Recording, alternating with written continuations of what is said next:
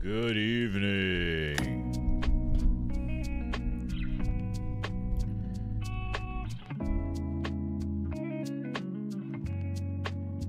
This show goes out to all the baby mamas and mamas and all their mamas and mamas.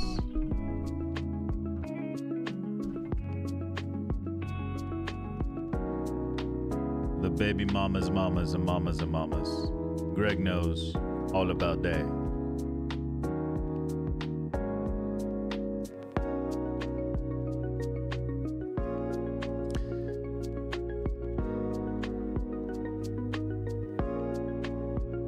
Greg knows.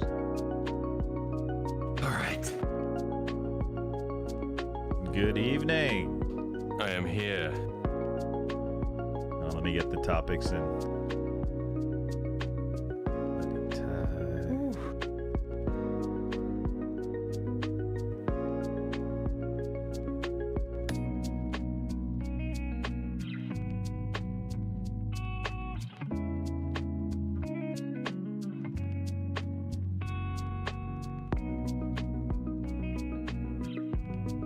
Is Greg talking to himself in chat?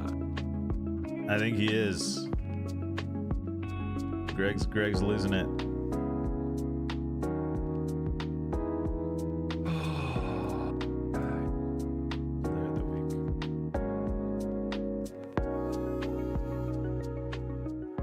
Alrighty.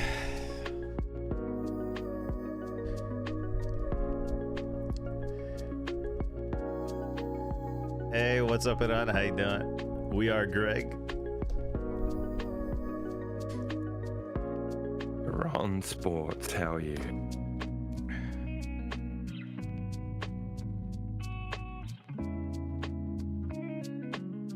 right, here we go. Guest star. I don't know if the guest star thing is working. I got the invite, so I've clicked it. All right, let me try again. But yeah.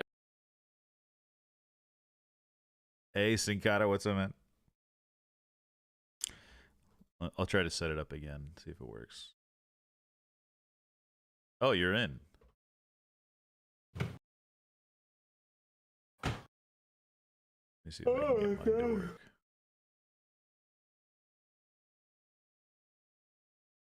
Find me pen.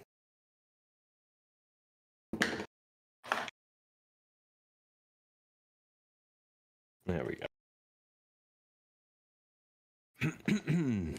DC Barcelona kid gained 1 million followers overnight. Oh my god. Gooey. Oh yeah. How do you say his name? Because he's in my roundup notes. No idea. Gooey. Gooey. Ooh. Go on stream. See if I can find out.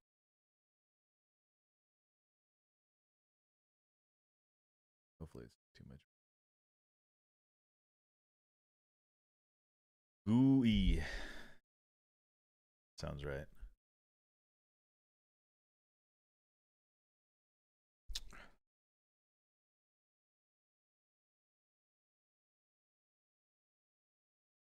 Hey, what's up, Virgo? All right, let's just hop into it, yeah? Sure. Oh.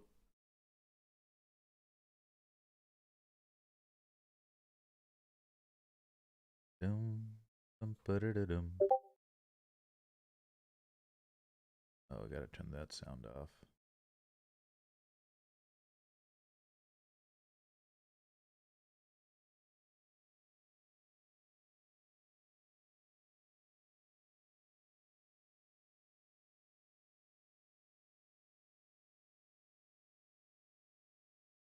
Mute Discord alerts and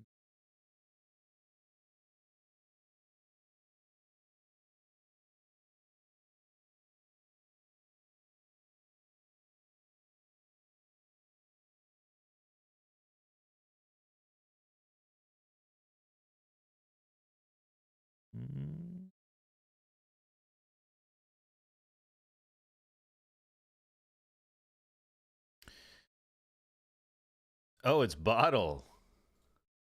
Bottle from YouTube. All right, here we go. Let's go.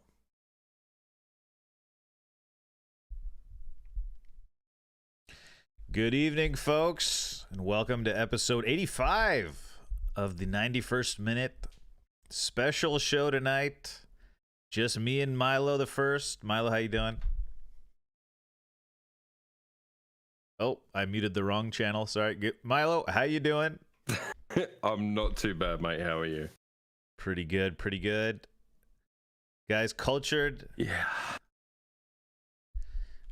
Cultured, I think he's playing mind games. He canceled after United won a game for a change, so that when he misses a game, when we lose, it won't seem as crazy, you know. Yes. Maybe that's what's going Cultured mind games is going on. Cultured mind games. I think he's busy with work. Yeah, that's a good gamer tag, actually. Yeah, it'd be a good Twitch name. And half's got parental duties. Obviously, with young twins, I know kind of what he's going through. So, yeah, he's a busy man at the moment. Do they ever like sync up, or is it just kind of both on their own time clock? The twins. They're pretty synced up. I mean, okay, nice. Yeah, it'll depend if, one of them's teeth are playing up or something. Sometimes, typically Hannah will wake up late at night sometimes and she has to get up and... Can they walk yet? Yeah. Oh, they can walk. Oh, yeah, they walk run. When they start walking? They're just not. Just after they're one, around one, typically. Okay. So they're 16 months old now. So yeah, they're walking and saying quite a few words now and stuff like that. So yeah, it's. Do you have like all the gates and stuff, like the gates to yeah. the no access? We've had gates for a while because of the dog. So. Oh yeah. Yeah, I think we installed one extra gate maybe once the twins came along. But yeah, it's gates, security gates into every room and mainly the stairs, really. Yeah. But yeah, they're good. It's interesting watching them like vibe with each other. Just before the show, they were kind of wrestling. My wife said they were cuddling, but I felt like they were wrestling. And yeah, so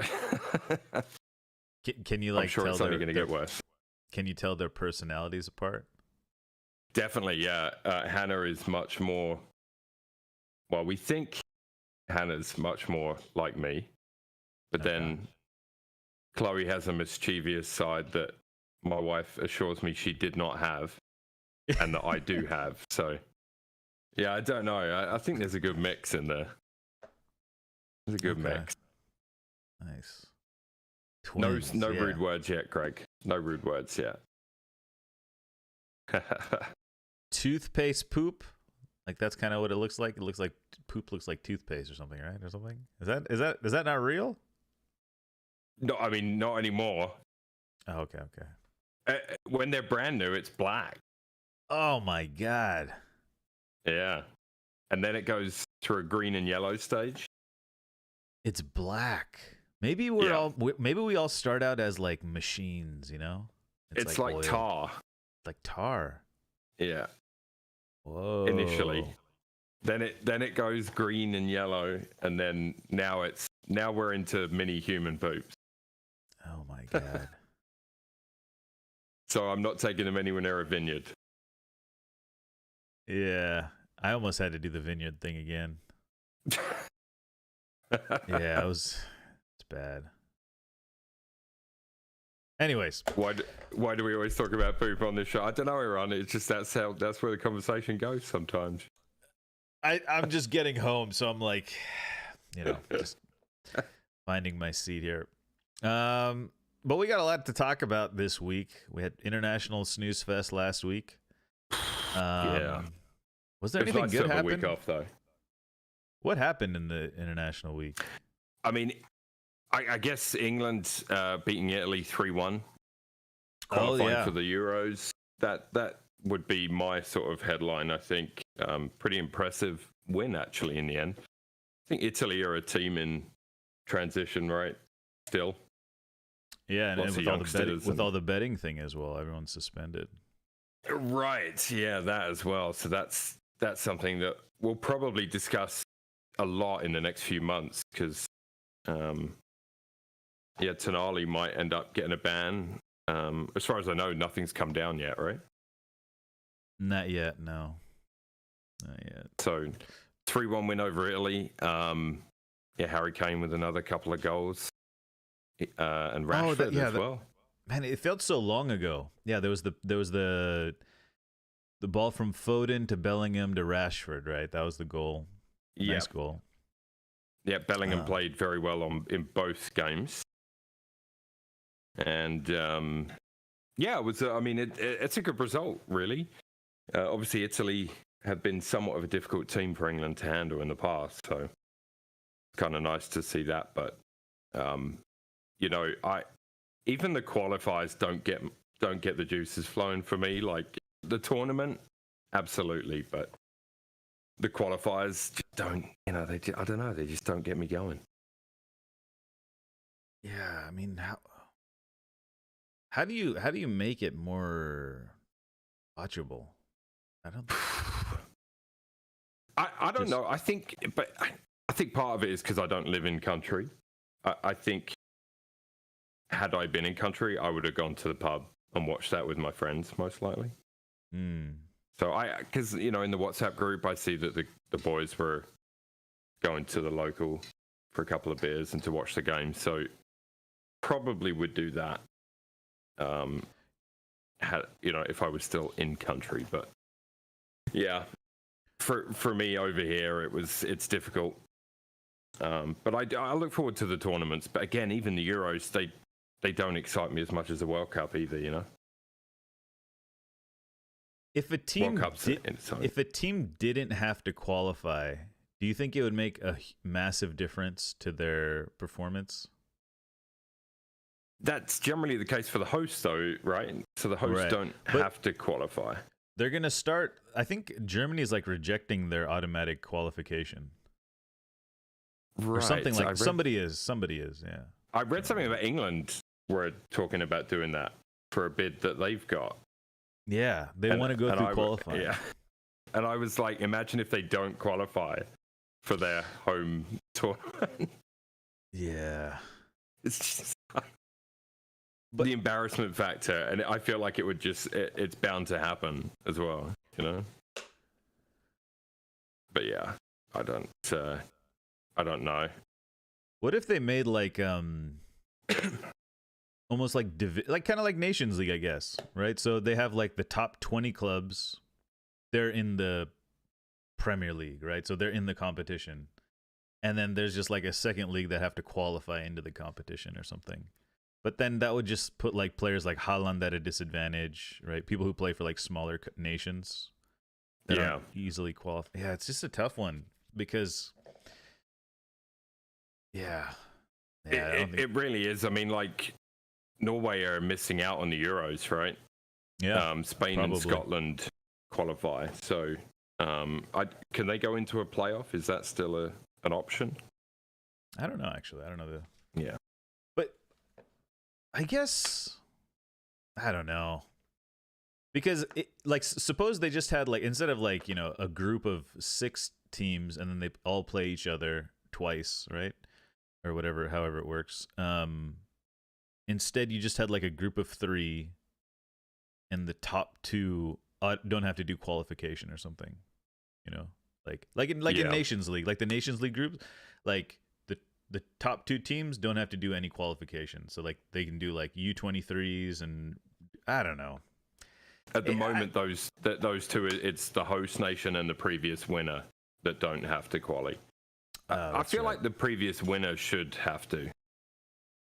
Yeah, maybe because I think that would open up a spot, or potentially open up a spot. You'd think if they've just won, they're probably likely to qualify. I mean, the qualifying groups, I always felt, when I was younger, I always felt like the qualifying groups were more difficult, but I don't know that they were. I think that might just be sort of rose-tinted glasses looking back into the past.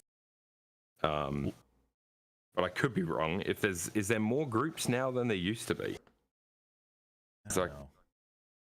Yeah, what if they did it like the Champions League is the new Champions League, right? They made like 2 big groups or something, and like instead of doing a group phase, like basically qualifying would culminate at the finals. Like it would conclude at like the last, instead of doing like a new group for before the knockout stage, it would just be like the qualifying. There's like 4 qualifiers in that month leading up to the finals. So get rid of the previous 2 international breaks, just scrap those and just put those at the summer and get rid of the groups. I don't know, something like this, right? Like something where qualifiers actually How about just matter. just make it like the FA Cup of international football. Everyone enters. Oh, that would be cool. 1 game, winner take all. Every nation gets to compete. And then it just starts at like the round of 32 in the summer. Yeah, exactly, yeah. And then all the qualifiers would I think that would be better. And then like if you get knocked out, then you play friendlies. Then you have to play friendlies while the more important games, the actual knockouts, are happening. Like that's just a disadvantage for your nation. There's 53 teams in the European Championship qualifiers, so you'd have to do you'd have to figure it out somehow But You could probably I be feel like some that sort kind of a loser tournament would bracket or be- something. Maybe like Yeah, but then you'd get like cup upsets, wouldn't you? Because you would Yeah. get some games where teams win and you're not expecting them to and stuff. But the qualifiers are, yeah, I mean, like Mordecai's saying, till Scotland qualifiers don't matter. Obviously, but there is that celebration of getting to the tournament. But yeah. Yeah, but that's the thing. Like, if like teams like Scotland, teams like Norway, teams like I don't know, maybe like Slovakia, Slovenia, something like the qualifiers are really important to them. But for teams like England, I guess it's just England. Like they're just doing really well. Like England, France, they're always going to qualify. But like I guess Spain struggled a little bit to finish. A little bit. Right. So I guess it does kind of level out. I feel like Spain are on the cusp of a new generation as well, though, right? So yeah, Portugal killed their group as well. Yeah, that's true. Yeah, they have 32 goals for and 2 against in their group. Their goal difference is plus 30. Jesus. I mean, that is a joke right there. That is just their group is Slovakia, Luxembourg, Iceland, Bosnia and Herzegovina, and Liechtenstein. But yeah, they beat Luxembourg like 30. 7-0 or 9-0 or something. Yeah. Plus 30 goal difference is that's 8 wins, 8 games. Stat padding Ronaldo. That's what it is. Don't let Iran hear that. Yeah, that's right. Iran knows how I feel about CR7. I feel like the world's moving on from him, you know? Oh, he's a top goal scorer in 2023 or something. Yeah. Crazy. Yeah. It rained in California today. This year, I feel like we're in a rainforest now. Yeah, it drizzled yesterday for me. All right, let's get into our first topic. Yeah, that could have been a whole segment in itself, right there. I think it could be. Yeah, we could do it. Is Portugal a favorite? Very, very deep squad. They always feel like a favorite. I picked them for the World Cup. I think, or no, last Euro or something. I can't remember. Yeah. Anyways, I don't know. Right. I feel like there's that reliance still. They're going to have to transition from CR7, right? yeah. I mean, they have a nice squad though. For sure, but it's that mental aspect of that talisman. You know, they're going to have to transition from that at some point. Yeah. Okay, Ron. Sounds. All right, there we go.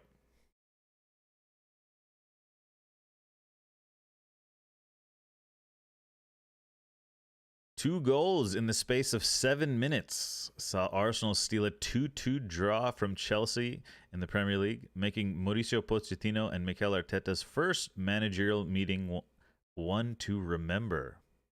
In the pouring rain at Stamford Bridge, both teams came out unscathed following early mishaps as Enzo Fernandez fired off target after Zinchenko had misplaced a pass before Arsenal failed to capitalize on Levi Colwell's miskick on the edge of his own box.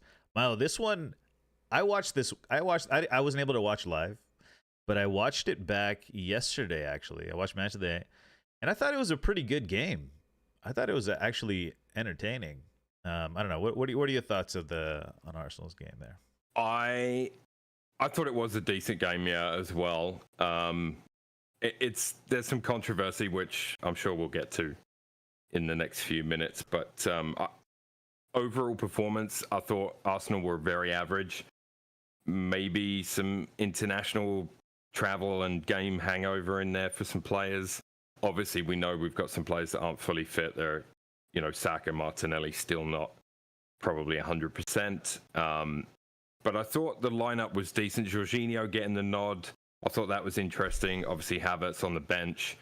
One of them was bound to play. I thought it would have been Havertz from the off, personally. But he went with Jorginho. Obviously, Partey on the bench, actually. So he's coming back from injury, which will be a decent player to have coming back. But Yeah, I thought Arsenal were really average in the first half. It was quite frustrating for me. I felt like the international break just took any sort of steam that we built up by beating City was just instantly taken away. You know what I mean? So having to wait and then play that game at the Bridge. Like a lot of people talk about Chelsea being like it should be an easy win. I never felt like that. I mean, a London derby, I don't think any of the London derbies are particularly an easy game. It's pretty rare to have like just a fully one-sided London derby. But I think Chelsea, with that squad and that manager, to expect them to just continue to be poor is a mistake, I think. And I think there are other clubs that are going to find that out against them. That's not to say that they're going to go on an amazing run and contend for the title, because I don't see that. But I do think they're going to get better and better. They just the players they have and the manager they have are too good to sort of be down in the doldrums for too long. But yeah, I mean, credit to Chelsea for one thing I thought they were doing in the first half particularly was they were really very physical. I thought they really brought the physicality. Lots of nipping at the heels. I thought they got away with a few things in that first half, and that then led to later on. I felt like they got away with even more as the game went on. A lot of talk about the Cole Palmer tackle. For me, that was a yellow. What do you think?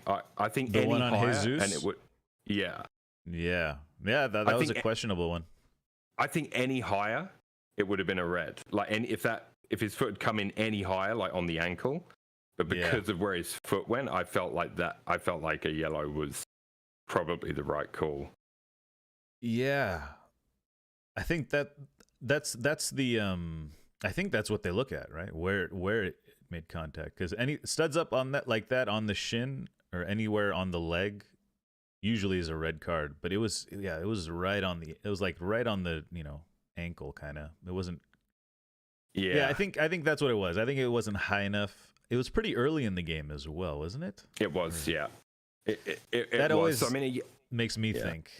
Like when it's early in the game, it makes me think like, does the ref want to do this right now? Sometimes they don't, right? Sometimes they don't want to spoil the game, so to speak. I mean, look, if it's unquestionable, then I like to believe that you'd see a red. But looking at the replay, I watched that replay a few times, and I just felt like even an inch higher, maybe it might have been a red. But I obviously have no idea what their cutoff is for that. But still not the worst decision in the game, and we'll get to that. I mean, the penalty.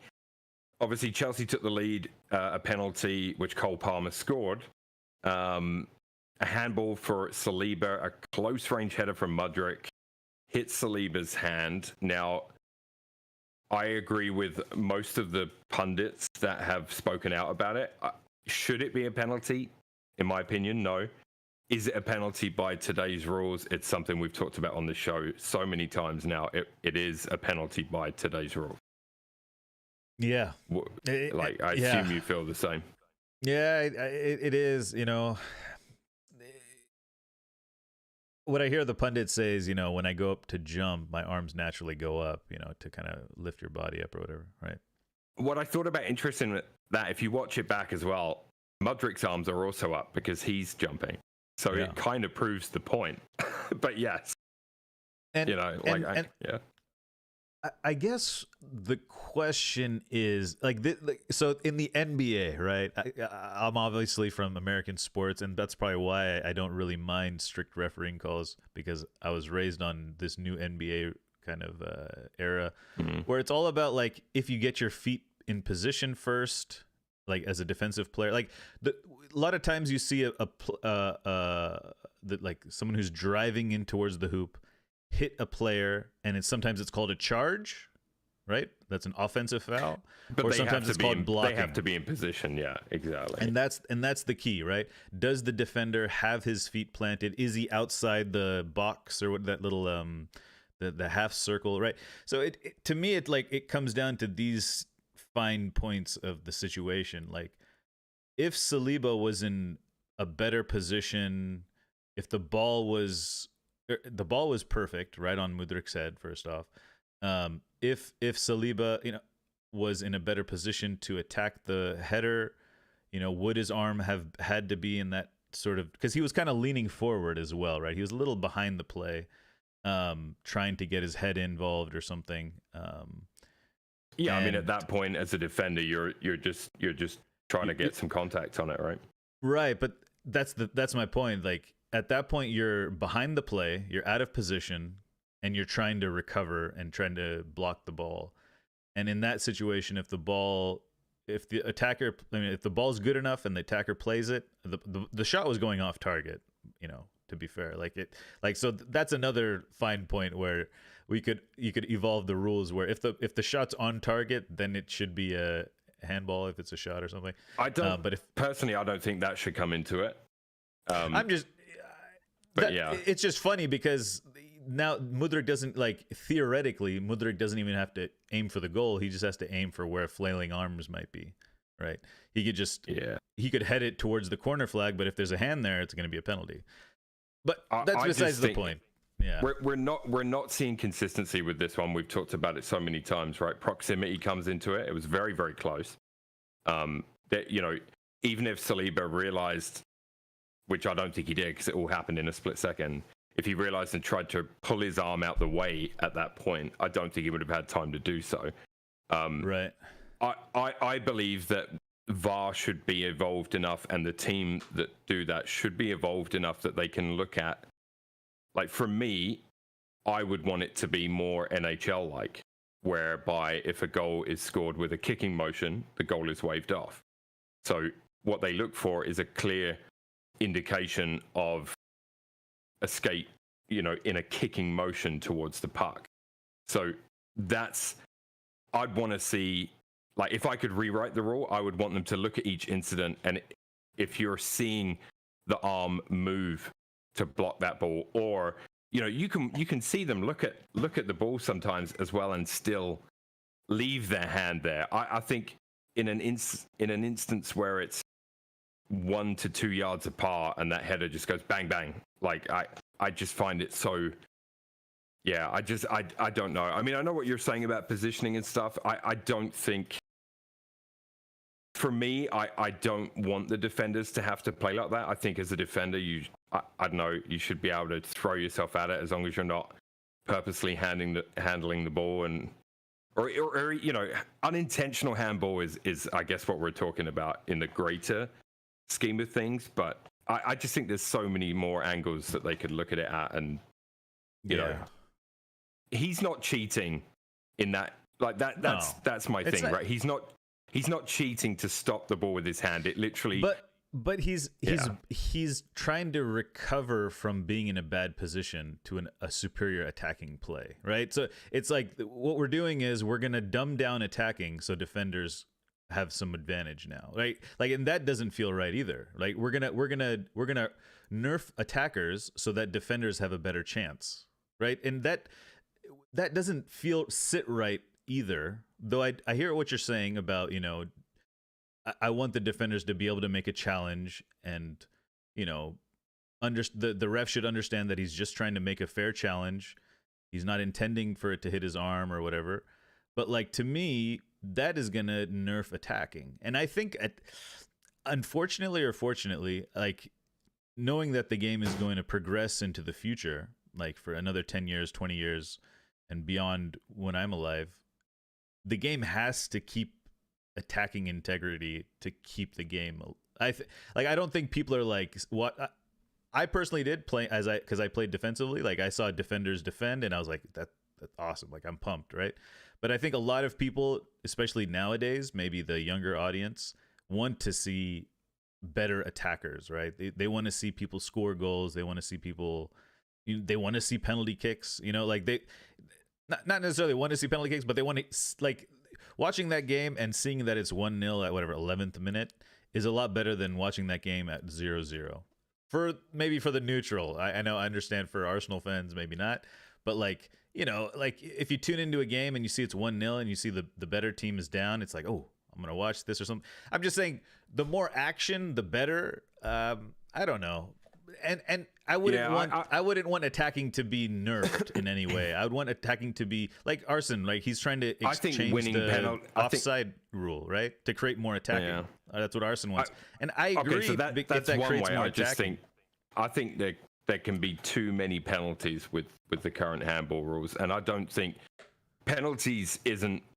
I don't think, even from a neutral's point of view, I don't think people go to see penalties, right? They want to see attacking play and goals from open play and great shots and great strikes and great plays.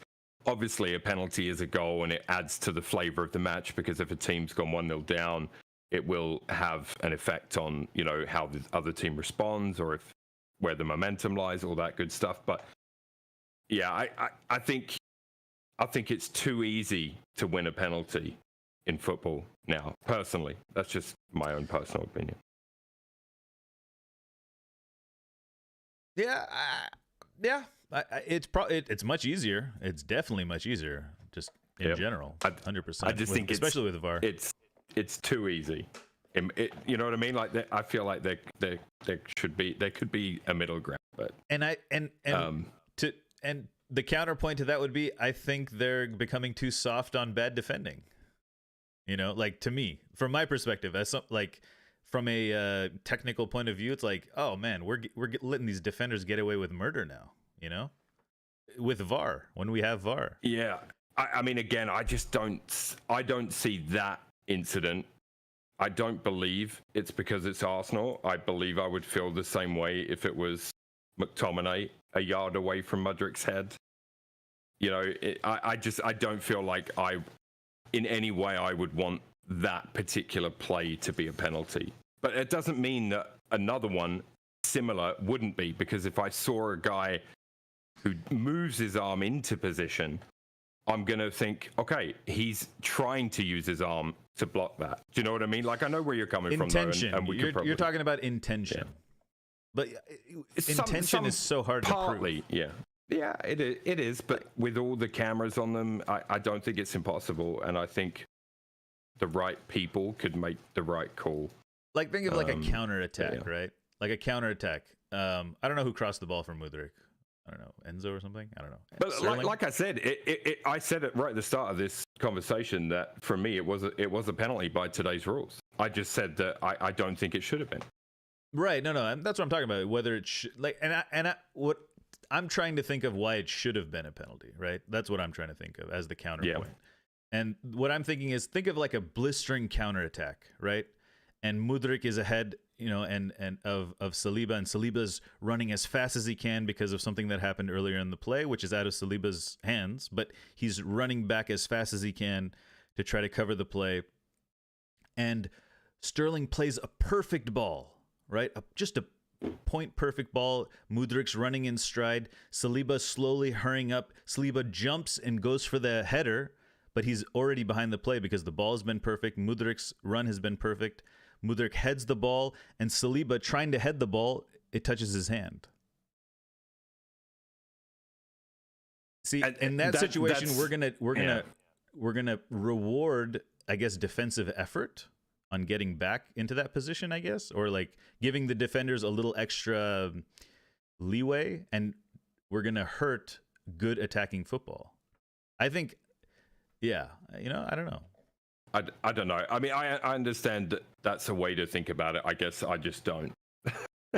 So I don't naturally think about it, but when people say that shouldn't have been a penalty, I automatically think of how could it have been a penalty? And I try to think of the reasons why it could have been, and that's what comes up, because if you don't, I don't know, I think good attacking should be rewarded more than bad defending should be awarded, you know? Like, you know, see what I'm saying? Like, good actions should be rewarded rather than bad actions being rewarded. But then the counterpoint to that would be, naturally, if Mudryk's header was going wide anyway, then it was a bad attacking finishing header, and he shouldn't get rewarded for that. And that's the first thing I said. That's the first thing I said. That's exactly the first thing I said when we started talking about this, and I was like, that we're getting into other waters now, but like, and like, right, the counter argument goes to that point, and that's what I was saying earlier. That maybe if the shot's only if it's on target and Saliba's hand unintentionally touches the ball, then it should be a penalty. That's what I was saying.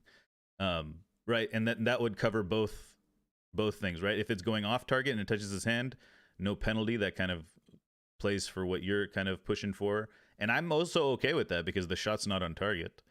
But if it's on target and unfortunately and unintentionally Saliba's hand stops it from going towards the net, then it should be a penalty. Do you give any credence? Because I personally as well, one of the reasons I think proximity is important, because had Mudryk been 6 feet further away when he headed that ball, Saliba may well have had time to literally pull his arm out the way.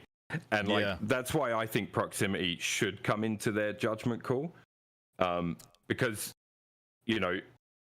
yes, I guess, again, that's benefit of the doubt to the defender if in that respect. But I'm sure you have as well. We've all played football where at some point or another, you've pulled your arm out the way. You know what I mean? If you see it, if you think it's going to hit your arm. Absolutely. And that proximity is my reward for being in a better position. Like having that time to react to the ball is my reward for being in a better position. Like if I was in a better position, then I would be able to react to it. And if I gave that's keeping the defender as a defender, keeping your body between the player and the goal, whatever, right? Doing that gives you a better opportunity to react to it. You know what I mean? Like I see the point. For me, I don't like the way the new handball rules or the current handball rule is used. That's just my own opinion, though. It means nothing. But I agree that that's problematic. But for me, I'll say it again: if they just call it strict every time, and we just get that consistency across the board, no one's gonna have I mean, people will still have problems with the fact that the proximity and everything. But if they call it across the board, then I don't think people will have as big a problem because let's talk about the other penalty. Let's talk about the other thing. Well, yeah. So Cole Palmer did obviously win the penalty.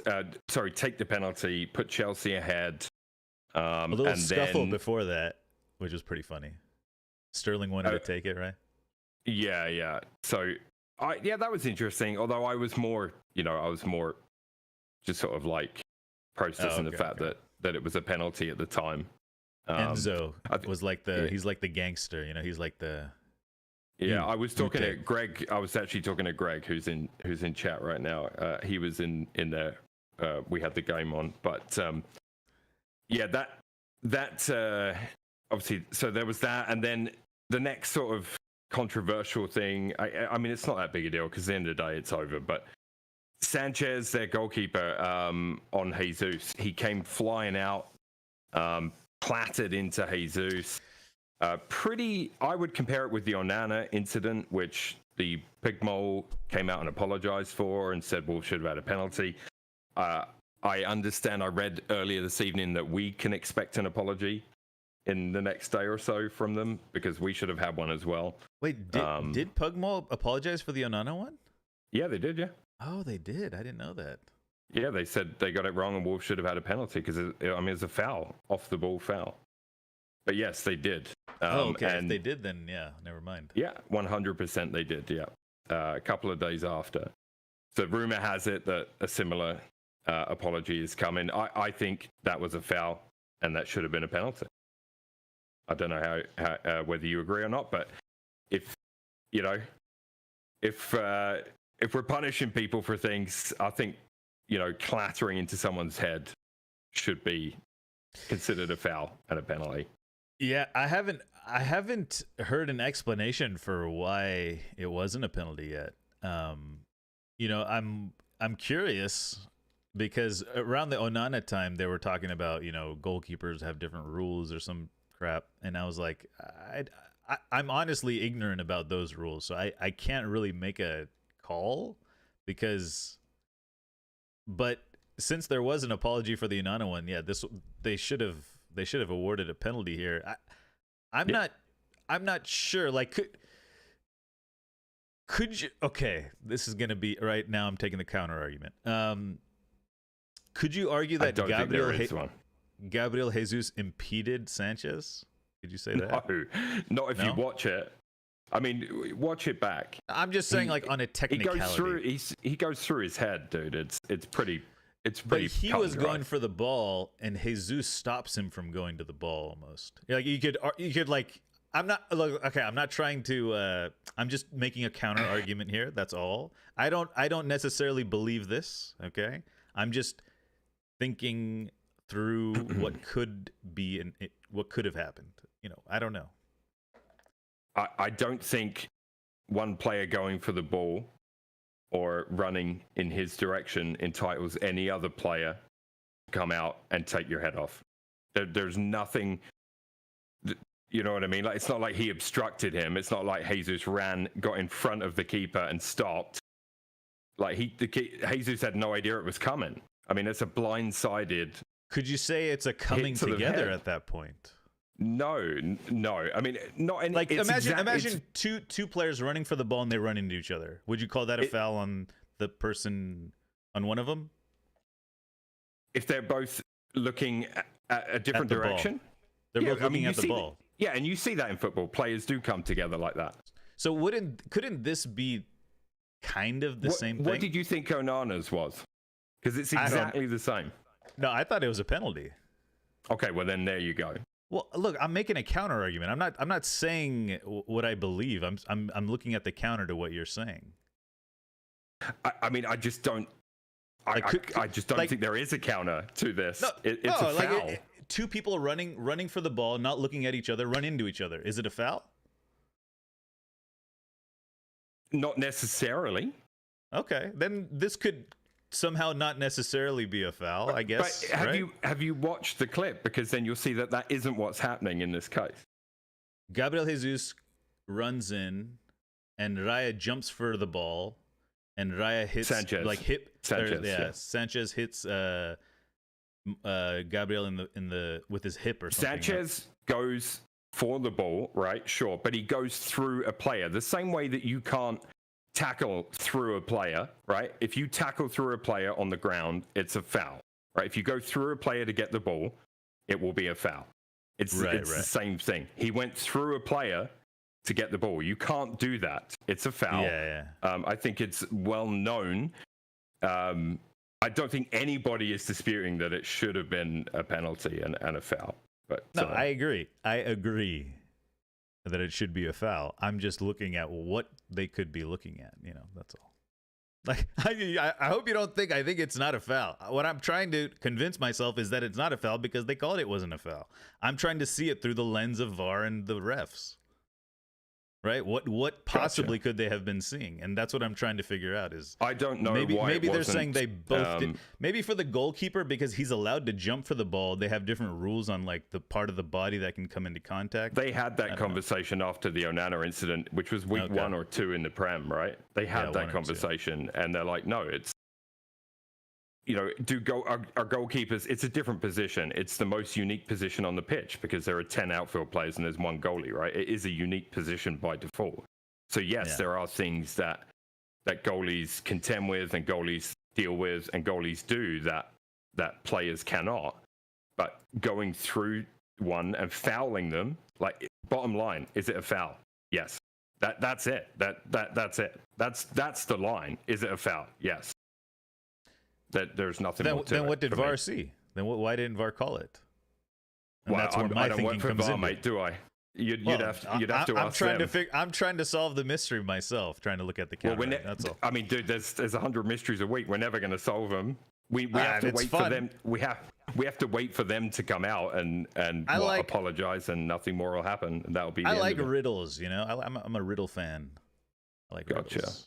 You know. After that, obviously, Mudryk, shades of R10, I put in my notes. That thing. Did he mean it? What do you think? Personally, I laughed at Arteta's reaction. I thought it was kind of funny. What did Arteta say? I thought that was kind of He just said that the reporter that was talking to him, alluded to the fact that Mudryk meant it, and Arteta was like, "Oh, he meant it. Oh, well then credit to him." And he had like a smirk on his face. I just thought it was kind of funny. But either way, there's stories coming out that their goalkeeping coach identified that Raya leaves an opening and all the rest of it. I mean, I think the goal, I think it's a bit of a freak goal. I don't think I've seen enough from Mudryk to think that he's capable of doing that on purpose. But maybe I'm wrong. And maybe he's becoming more comfortable, and we're going to see Mudryk start to do things like that on a weekly basis. Who knows? He did the Jude celebration at the end as well. He was right in front of their home end, so yeah, it doesn't surprise me. I'm trying to think what would I do if I accidentally scored a goal like that. I might do a celebration like that, just like God has touched me, Lucky. I got so lucky. Given that it was against Arsenal and that's the team that was going to sign him, and there's that whole thing there, maybe that. That's true. But the celebration, none of that bothered me. I was more frustrated with the way we had played throughout the entirety of the first half, because I just thought we looked really out of sorts, sloppy passing, giving the ball away too easily. We didn't look up to the challenge. And Chelsea looked like they wanted it more. Exactly. Yeah, I was gonna say, give it the pressing, the shape from Chelsea. I think it was Palmer and Gallagher at the top of a really like compact 4-4-2. I thought it was really, really good from Chelsea, to be honest. But yeah, obviously from your perspective, seeing your team play like that is one thing, but Chelsea didn't make it easy. They didn't. But then second half obviously ended up being somewhat of a different story, and I think Arteta made some necessary changes fairly early on in the half, and it gave us that spark we needed to get back into the tie. And obviously a Chelsea mistake that led to Declan Rice pulling one back, which I thought it was a really cool finish, like tough totally finish. Chill, like just like bang, you know what I mean? There was no thinking about it. He just put it in the back of the net, and I thought that was pretty cool. Very Xhaka-esque. No, sure. But like just to have the, at 2-0 down, the pressure's on, just to have the calmness to do that, I thought huge goal. Was it's pretty a cool. Huge goal.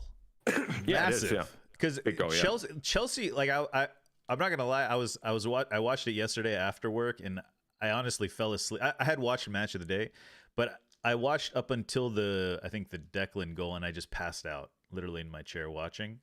But I think I passed out because it looked so comfortable for Chelsea. Like it looked like it was just going to be pretty much smooth sailing, 2-0 done.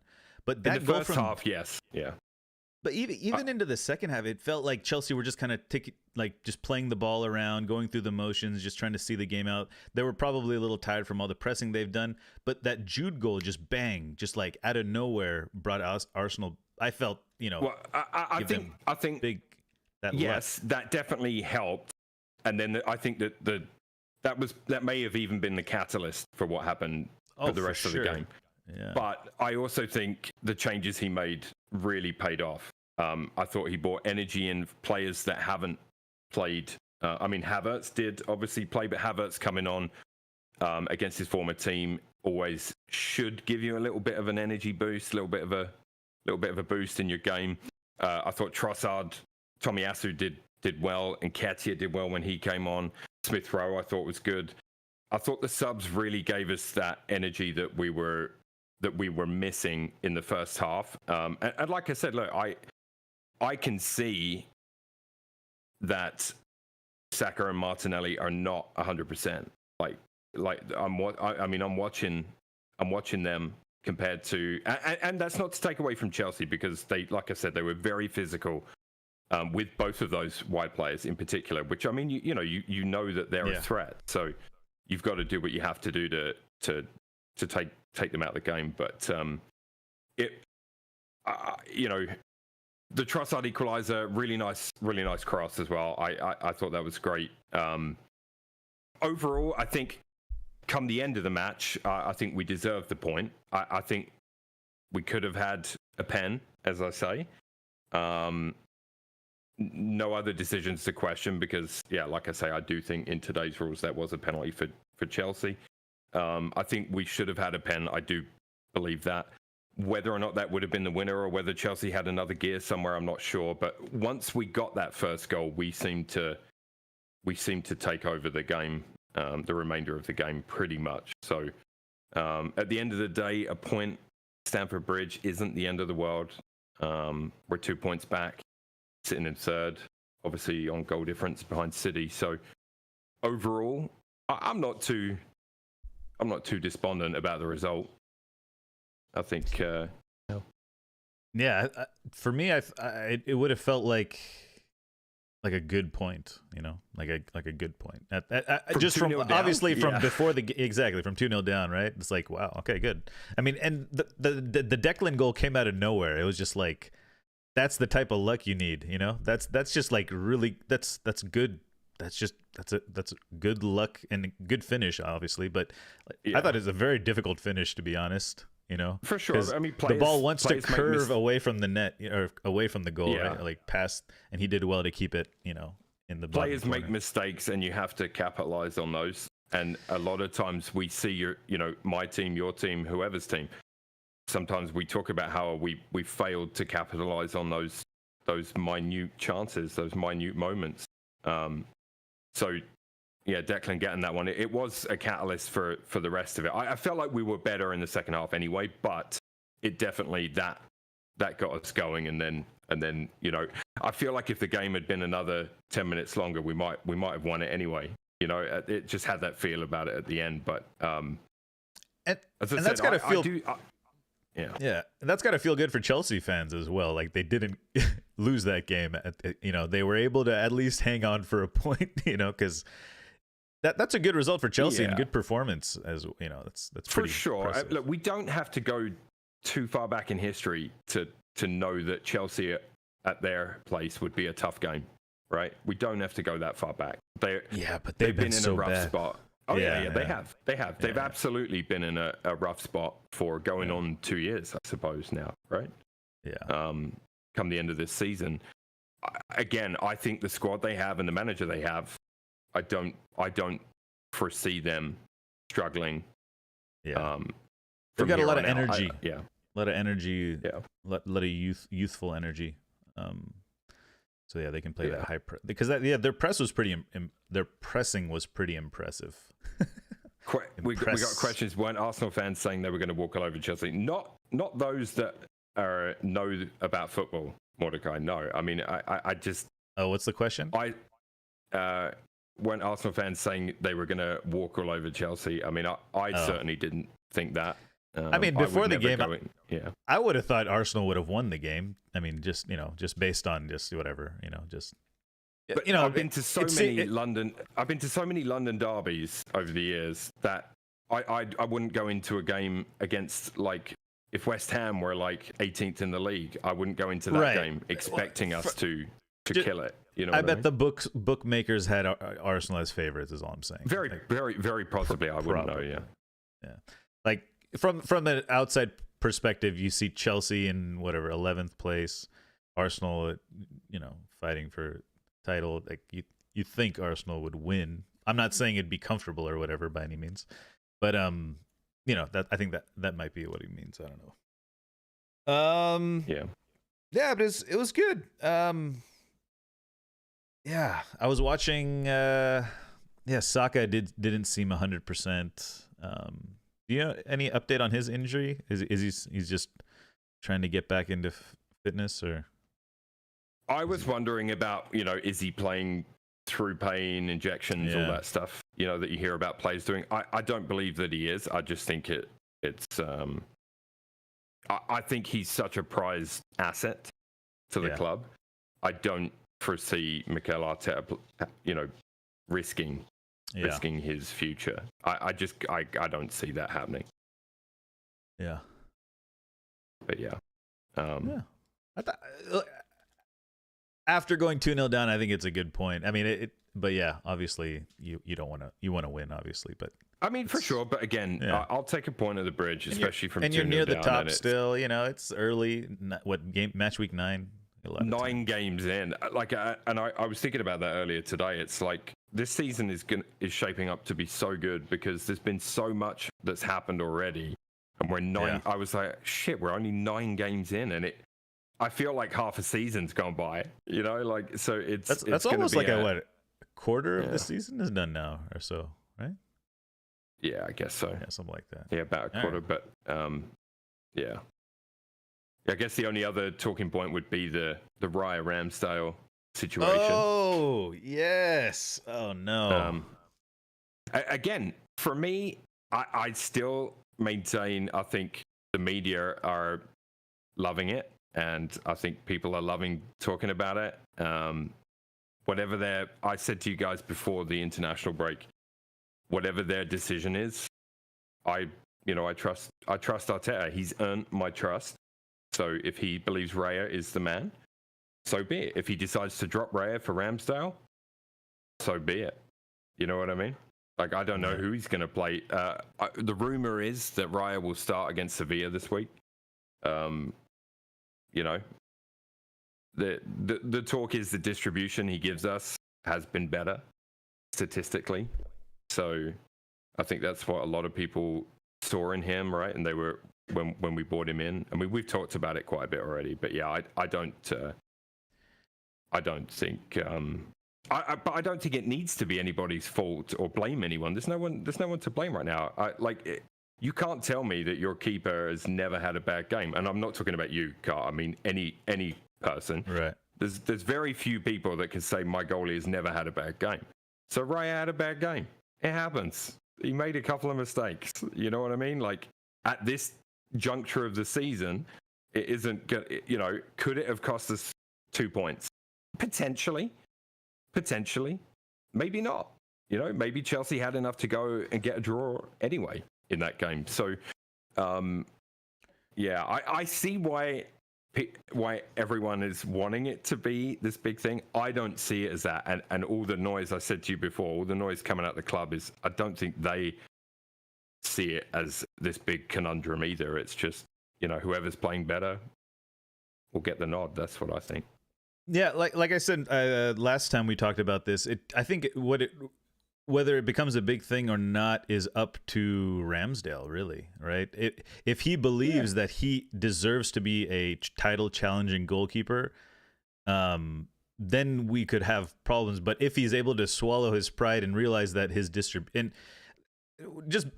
what I was saying last week. What I'm saying this week is I'm excited to see Ramsdale's next game, right? I'm excited to see him when he starts. Whether he gets to play with the first team or not is big too, right? Is he working on his distribution? Is he going to try some passes, right? Like it puts a little more pressure on that. It does. I would like to point out to all the people asking why Arteta didn't sub him in the game because he said he could. Ramsdale's wife had a baby at the weekend, and Ramsdale was in and out of the hospital for that. So I don't think even if Arteta did consider doing that at some point in the past, which is what he said, just so we're all clear on that. He said in the past, I've always wondered. That's what he said. I've wondered, you know, why don't people do that? I could do that. I've thought about doing that. I've thought about revolutionizing that. He didn't say, I'm going to do that. I'm going to do that when a player has a bad game. You know what I mean? There's context to every conversation. And I, you know, I'm listening to what he's saying, not what I think. So. I thought he said he had regrets. Yeah, he did say because he regretted the fact that he didn't have the guts to do it. Okay. Do you know what I mean? Okay, like, yeah. That is his regret. The same was thing. He didn't have the confidence in and belief in himself to go ahead and do it for fear of scrutiny or for fear of whatever, right? Because it doesn't happen. But I mean, he's, you know. So it's. I was thinking about this over the weekend. Sorry to cut you off, but like you know how I feel about change, right? I'm not a big fan of change, right? I like the rules how they were, and I like this and I like that. I've typically I would always feel about the goalkeeper situation the same thing. Like you have your guy, and you have a backup, and that's it, right? And then when your guy gets hurt, your backup comes in, and you basically admitting defeat on the season. Well, what if you didn't have to do that? Like it is an interesting thought to have. Yeah, but yeah.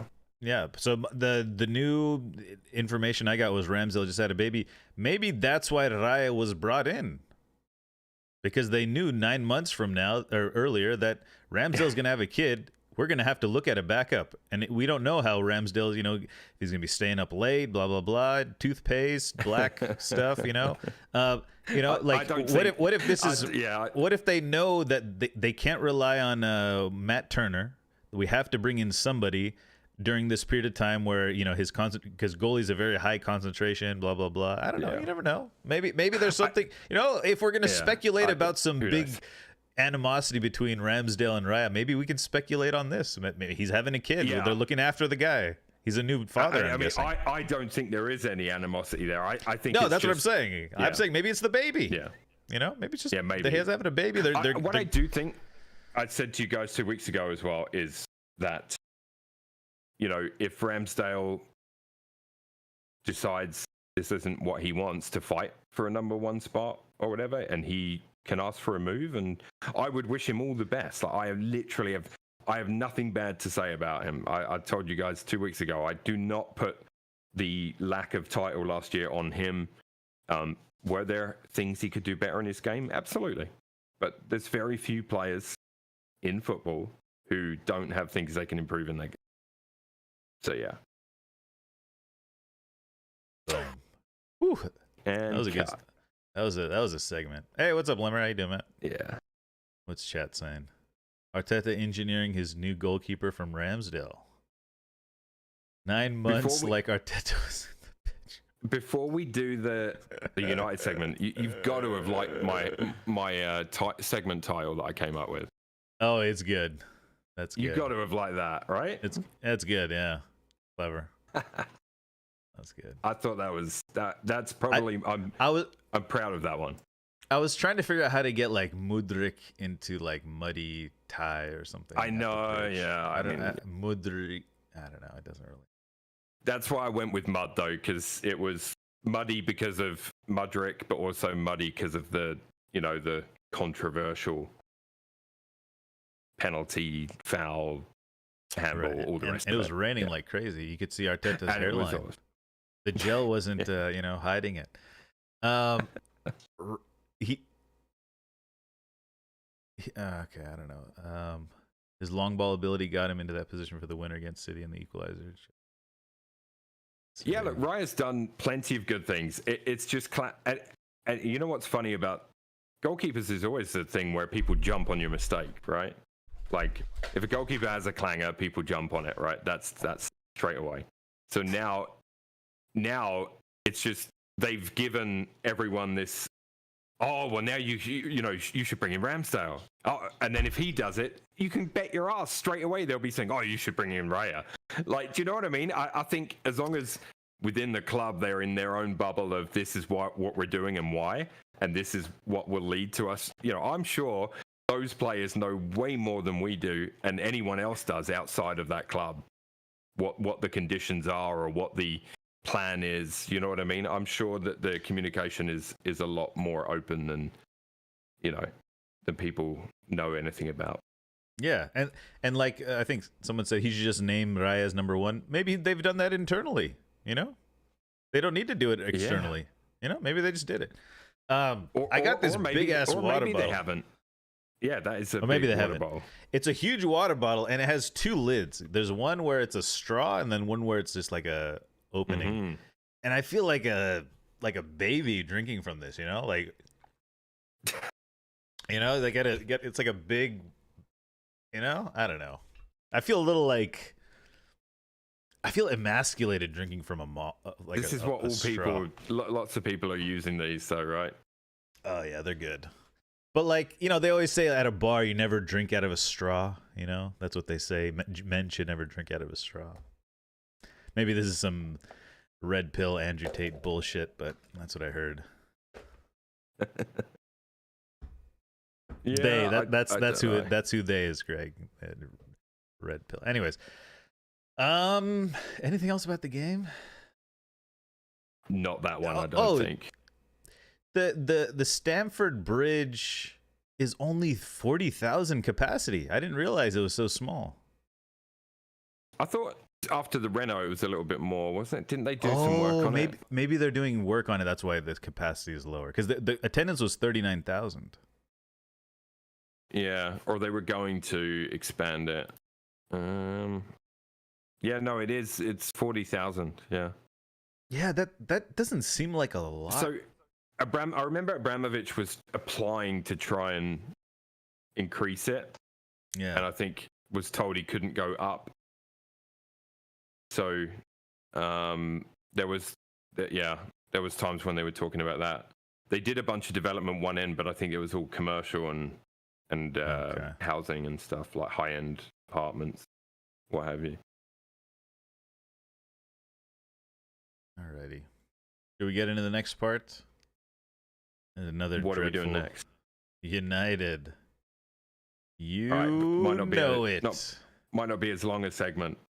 No, definitely not. Definitely not. All right, here we go.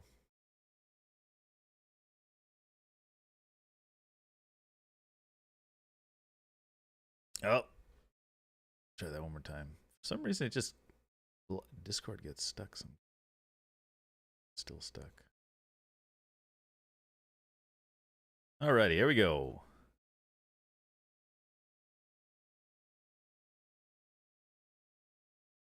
Oh, there we go.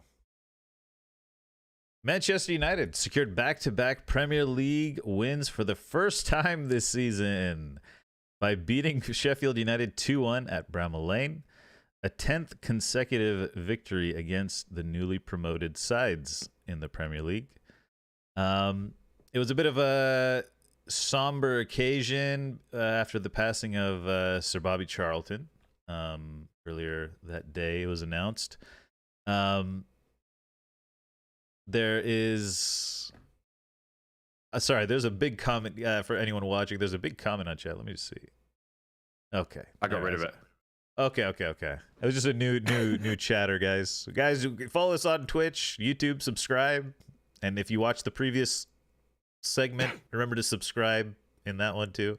Yeah, United won 2-1. We weren't the better team against the bottom place team in the Premier League. You know, it's just another one of those games. Gotta love Scott McTominay getting another goal. You know, playing in this second striker position next to Højlund. They kind of look like twins up there, almost like brothers. You know, they're both like these, like, you know, I don't know. One brother's really good and the other one's shit. Yeah, pretty much. No, I'm kidding. McTominay's been huge for you. And for Scotland. We're talking about the international break. He scored a nice goal, and there was a interesting offside call, and then quote unquote foul as well in that. But anyways, we'll talk about that later.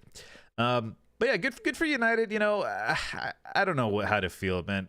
We're getting 3 points. That's all I can really care for. I hope, because the performances are absolutely crap.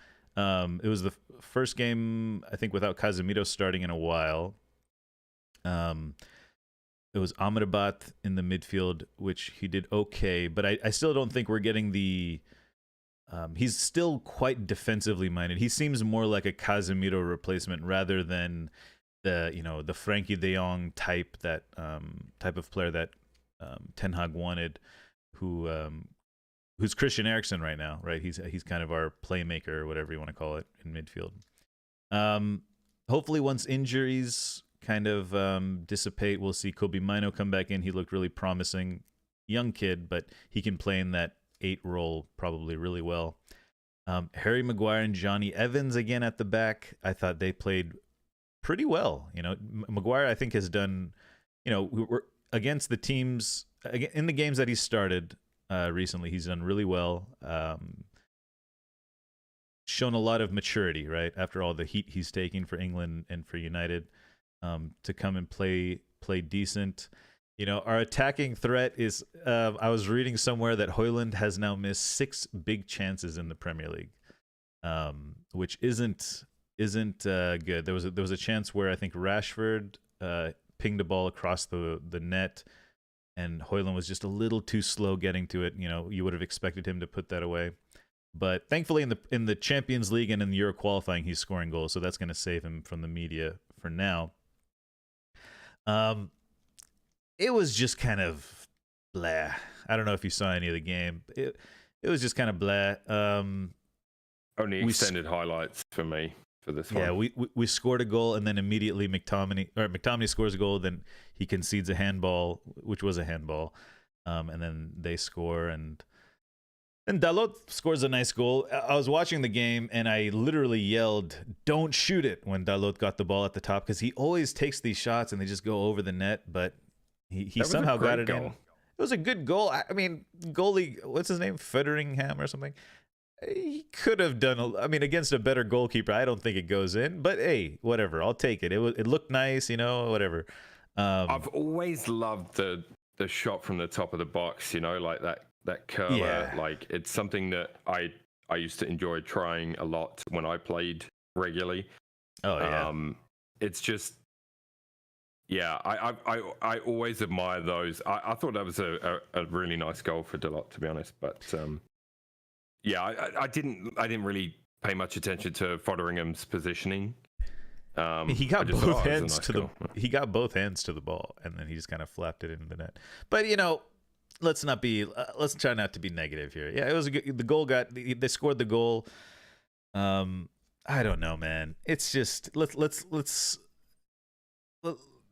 It's sad because I'm hoping Kobe Mino makes it. I'm hoping players can somehow come into the team and make a difference. I don't know what's happening with Sancho.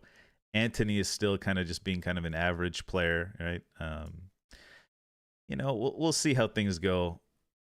I'm not like we're heading into the Manchester Derby now, and yeah, it could either be a turning point, right, again, or it could be just debauchery. I don't know.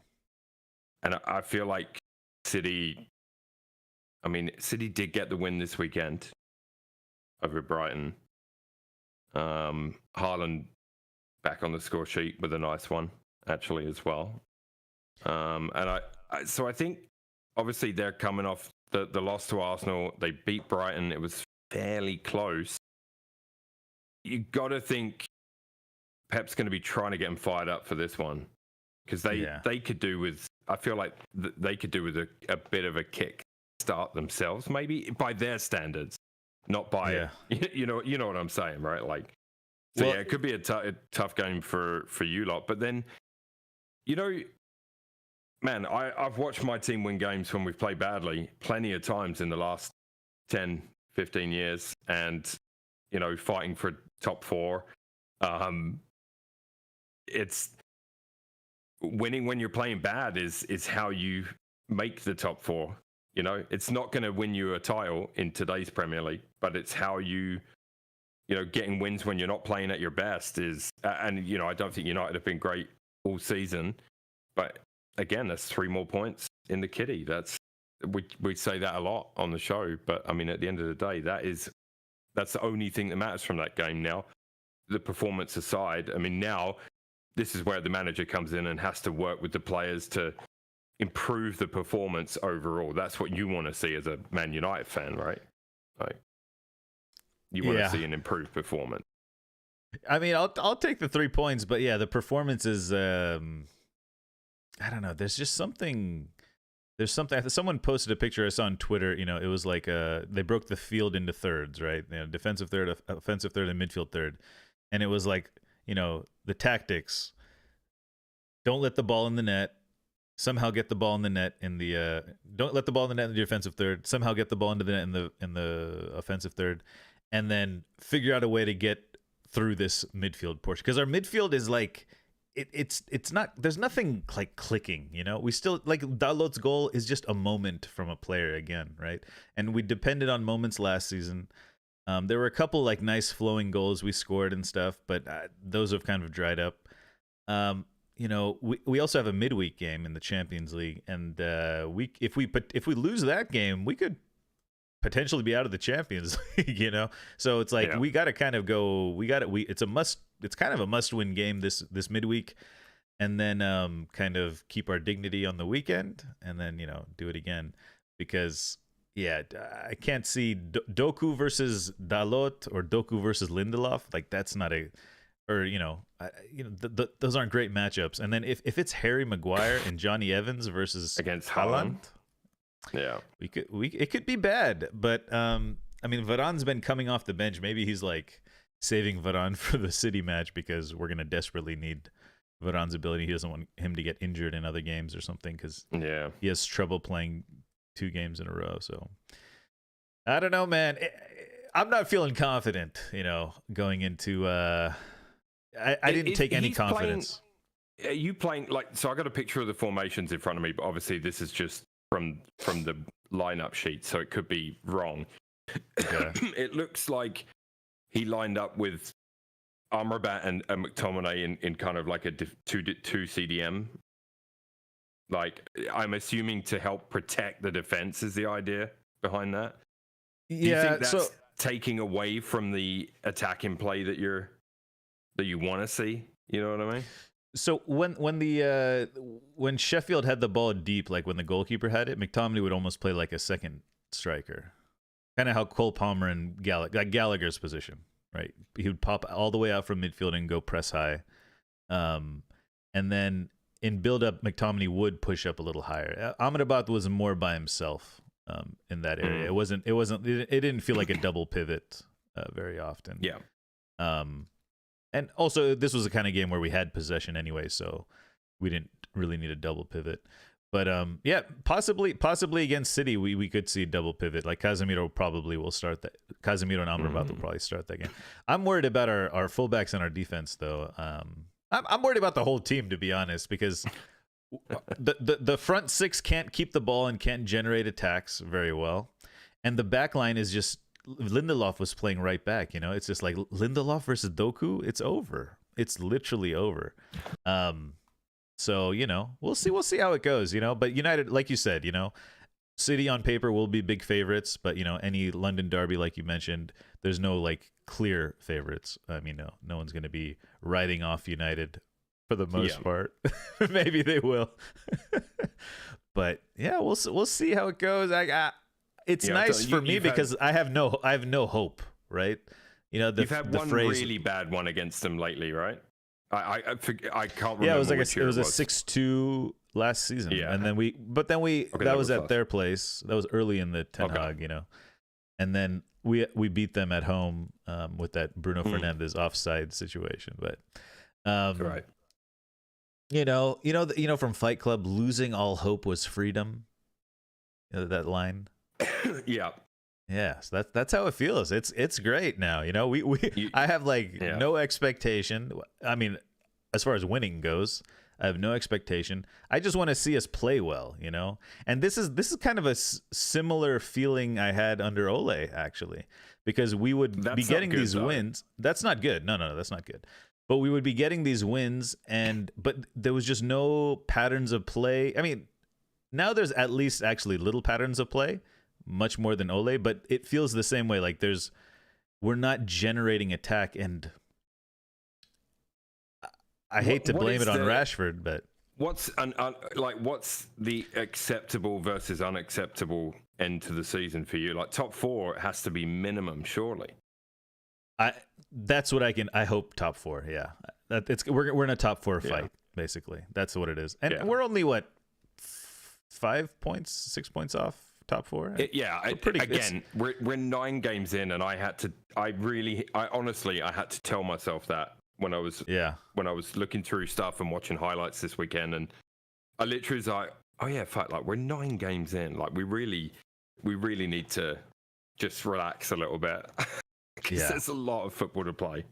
We're 5 points off 4th, but our goal difference is -2. That doesn't feel great. 11 goals scored. 13 against. Like, I think the Højlund thing, The Hoyland thing, I've never been one. I think you guys have heard me in previous years talk about how I'm not too concerned if obviously it's a centre forward. Their job is to score goals. You want your forwards to come in and just start banging them in.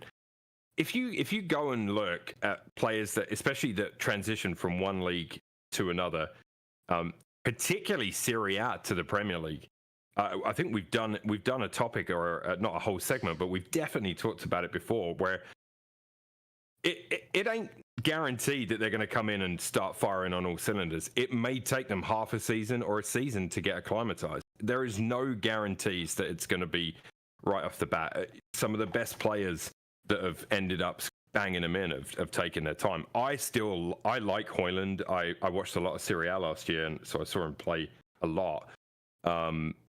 I would have been okay with Arsenal going after him myself. Like, I would not have been disappointed in that move. So, and I think some patience is needed, but he's got it. It's just, I don't know that your team, what you're able to play and the way that they're playing and the fact that it's not fluid at this point in time, that's not going to help him either, right? His stats will definitely suffer if the team isn't creating enough, if the team isn't playing to his strengths, and they're having to worry too much about other areas of the pitch. And that I think is, for me, yeah, I think Hoyland, this season, I don't know what your expectation is of him, but if he gives you 15 goals, I think it would be a good year. Oh yeah, definitely. And his Euro, his goal scoring record, and he's, like I said, he's missed 6 big chances. That's what the stats say. And but his Champions League scoring and his Euro scoring, he's top scorer in the European qualifying, which whatever you want to call it. For Denmark, is it decent? Yeah. I know it's levels, right? And I know it is. But what's funny about you saying that is, the stat of him missing, right? I was explaining to a 13-year-old centre forward in my youth team this weekend that, because she was super stressed about last week. She missed quite a few chances to score and that we didn't get the win. And she really took it hard that she couldn't put the ball in the net. And I said to her, like, shoot, just shoot. I don't mind. I don't mind if you miss. Like, you're a forward. Your job is to shoot. And yes, obviously we want them to go in, and some of them will, and some of them won't. But that, obviously we're talking levels here, because for Hoyland the expectation is, if you're put in the right place, you have to bury it. You're getting paid a lot of money. But the principle is what I'm getting at. Is the principle is the same. You take shots and you know what I mean? Like, yeah, 6 misses will be highlighted right now. But again, I think in there is a good player. Yeah. But yeah. His hold up play, his passing is really good too. His dribbling is really good. But yeah, like if you put him in the City team, I'm not saying he's going to score as many as Haaland, but he's going to score a lot of goals. If you put him in the Arsenal team, he's going to score a lot of goals, right? Because they're machines at creating chances against lower. He would feast. I feel like exactly. Just with Saka and Martinelli setting him up, I feel like yeah, and but the team is built, isn't it? Right? It's you've alluded to the fact for several months now that United it isn't the team that Ten Hag wants yet. Yada yada yada. Only once it is, I guess, can you be fully judged, even though I feel like Arteta's been judged far before that, but we won't go to that. Yeah. I guess the other thing about, building the team, etc., is that we have a, new 25% owners of the club. Sir Jim Ratcliffe. Seems like we're going that direction other than Qatar. My gut reaction is, let's see, first off, right? It's a gradual takeover, 3 years. But okay, so Maguire, Evans, McTominay, Rashford, right? We always like our British, it's like there's a bit of nationalism about United. They always try to keep that. There's teams that other teams like Barcelona, they appreciate their youth, they're Catalan. Chivas US or Chivas in Mexico, they only play Mexican players, like that's their thing. For United, that having a British, buying Harry Maguire, right? That's like buying British talent is important to them, and I think from an optics level, I think Sir Jim like going to United is like it's a very British move, I don't know. Like this is from the outside looking at, just like kind of optics. I won't pretend to know anything about too much about the business end of that. Me neither. But I think that in terms of for the end product, one way or another, you guys you just need some stability there, because stability there leads to stability in the next office down, and so on and so forth, right? Agree. Yeah, and like actually what's happening, yeah, I agree, because he's apparently taking over like the sporting side, right? He's not doing business and all that stuff. He's gonna start implementing his own sporting decisions, like, and there's talk of Paul Mitchell coming in, who's a director of football for Monaco and stuff, or was. Isn't that a hairdresser? I think it's also a hairdresser. The Zohan like Paul Mitchell. Yeah, that's right. Yeah. But I just imagine Ten Hag getting the Zohan haircut, like the Zohan get. Don't think there's any chance for that. I don't know. For me, it's like, there's like because we're owned by Americans, right? The Glazers, and now we're getting like a British knight, right? He's knighted, Sir Jim, right? Yeah. I don't know. There's some sort of like romance about that, which I appreciate. I like it when teams give homage to their country, to their nation. I like that national pride. And I think United try to do that. Teams go through phases of it, right? I think teams go through phases. Obviously, your class of '92 was a British spine, and British core, and then, to be honest, you were about the only team that could afford Ferdinand and then Rooney at the time. You know what I mean? Like there wasn't anyone else throwing that kind of money around. Yeah, but we had John O'Shea, Nicky Butt, all these guys. We kept them around, like Kieran Richardson, like Danny Welbeck, like we bring through these players. We give them Tom Cleverley. We try to lift them up, even if they're not the best option or something. I don't know. I mean, I that's just what my team. I watched my team go away from an English back five, and all English 11. Basically went completely French with a dash of Brazilian for a few years, and then Wenger, even Wenger went down the all British core route, right? And that, we had that run there. Who did you get? You guys had Wilshere. Is this before Wilshere? Like you're talking about Wilshere? We had Jenkinson? Wilshere, Walcott, Chambers, Holding then came in as well. Jenkinson. Okay. Yeah. Jenkinson's English, right? Yeah. Gibbs. Yeah, he was. Yeah, but like when I was growing up, we had an infamous back five of sort of Seaman, Adams, Bold, Dixon, and Winterburn and Keown. Like, you know what I mean? It was a really, really British, English/British team forever. And then, man, even thinking about it, there were very few, and this is the word that was used at the time, foreigners. I still think it's okay to say that, right? Sure, whatever. There were very few foreigners in the top division. It was still a big deal when they were coming in, and then obviously it changed so much so quickly for the better, because it definitely helped improve the game.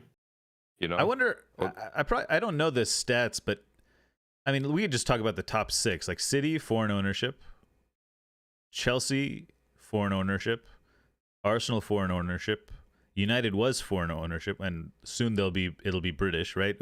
And that's kind of what I'm getting at. Like Liverpool foreign ownership, Brighton I think is British ownership. Newcastle foreign owner, like, you know what I mean? Like, to see United go back to a British owner, it feels kind of right in a way. He will be majority owner in 3 years. That's what they're saying. He'll do a total buyout or a majority buyout in 3 years, but he bought 25% for like 1.7 billion or something crazy, for now. But A lot of people saying Yeah. it's not, it's bad, it's good. You know, I haven't looked into it that deeply, and maybe I will, maybe I won't. I don't know. Either way, I don't think anyone likes having an owner that has too much to say football wise. Do you know what I mean? Like, it's more like, give us the money and let us do the football. 100%, but also at the same time, the Glazers, like, I feel like they don't know the rules of football, you know? Like, that's how it almost feels. Like, maybe they do, but they probably do now, but it doesn't feel like they even know the rules of football. And at least Jim Ratcliffe wants to be at the games, etc., and all that, you know? We had the whole thing with the Cronkies, right? Like, where it was really not a good relationship, but then Josh came in and did this big press conference and did a big meet with the shareholders and all the members and said, listen, just give us this time. And I think the famous phrase that came out of it was like, be excited or something, right? Something along those lines. And like, Josh looks promising. You know, he looks more. He does, and he did. Yeah. You know, he did somewhat deliver on that already. I mean, obviously, you know, we came fairly close, and hopefully we just continue to compete. I look at City as a machine. I want us to continue to compete and put ourselves in a position where we can win that trophy. That's all I can ask right now. I'm not expecting us to go out and win. There are people that expect you to go out and win every game. I'm not one of those fans. I don't expect that. I expect us to compete for the title, though, given how last year went. But and for you, like, your expectation level right now is lower, which is weird, right? Yeah, it is weird. I heard a report about, like, someone was talking to Copenhagen fans, and they were disappointed that they drew Manchester United. They were hoping for a bigger team, you know? Like, that's how things are now, you know? Mordechai, you're making the mistake. Mordechai in chat says you're never going to win the league if you don't expect to win every game. Well, I hate to break this to you, but whether I believe they will or not will have absolutely zero bearing on how the team plays on a Saturday or Sunday. My belief, there's no voodoo from my brain to that team. They have to do it. I can only cheer them on. I can hope, but that's all I got, man. It'll filter to the stands. Who knows? Yeah. If you're in the stands, sure. I think you can definitely. But you're still one of 60,000 yelling. And yeah, what's up? I mean, that's the slippery slope. You know, your vote doesn't matter. Well, let's not go to it's politics. Philosophical. Then. Yeah, we're going philosophical. Don't go to politics, because my take on that. Shop it there. There you go. Dude, it reminds me of one night. You know how politicians come around, like local politics, and they come around and knock on your door and they try to give you a flyer? Oh, I have Mormons. No, I haven't had an actual politician, but I can imagine. Yeah. One time, one of them came and they wanted to talk, and I was like, I don't want to talk to you. And they were like, well, I just, you know, like, have this pamphlet. And I'm like, I'm just going to put it in the bin. Like, I don't believe a word any of you say. I said, is there anything that you're going to do that will directly make my life better the following morning from when you've got your new job that pays you 250 grand a year? Nope, nothing. Nothing. So this is philosophical. This is very philosophical now. I just don't believe it in politics. I don't believe in it. Don't believe in it. Yeah. No, I get what you're saying. But when a Mormon, like, if I have a bit of time and I'm not, like, you know, busy, I'll talk to him. You know, I like talking to him. I'll talk to him, bullshit with him, ask him, you know, question their beliefs, you know, ask them uncomfortable questions. You know, if they look like super conservative, I'll ask them about sex or something, you know, like, Dude, you know what I mean?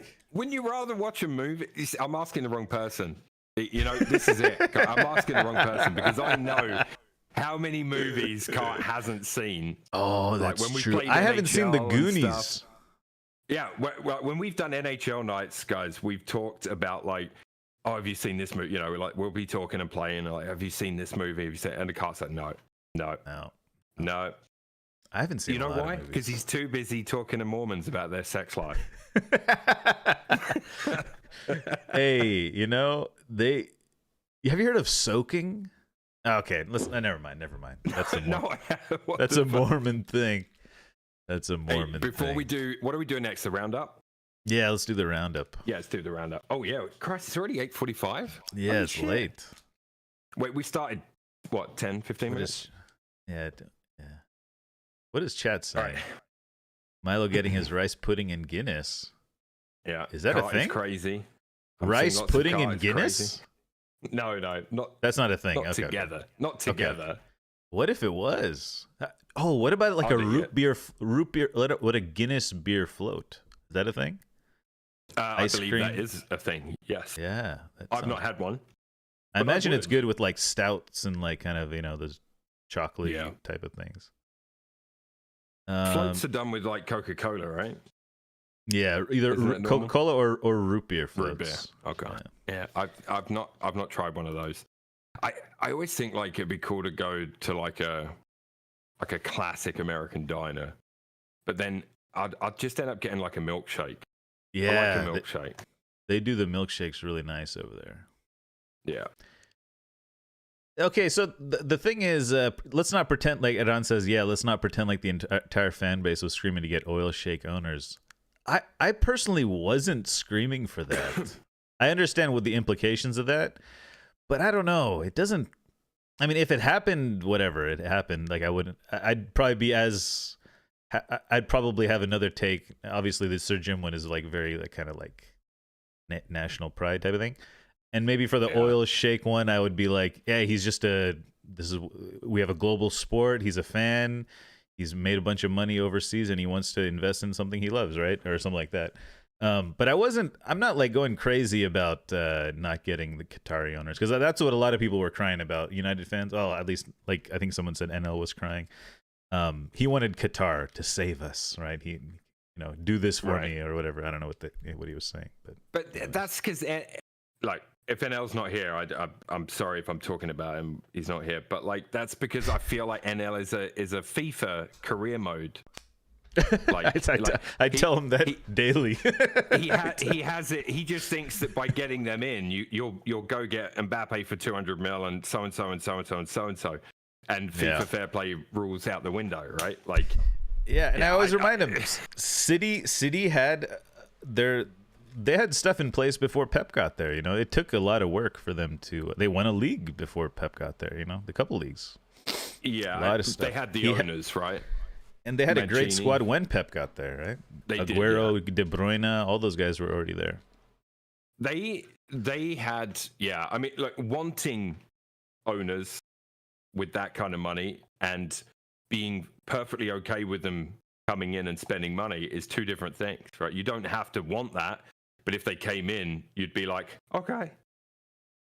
Oh, we're going to spend 100 mil on him? Sure.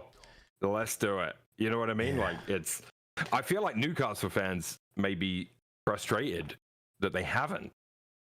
But maybe I don't know.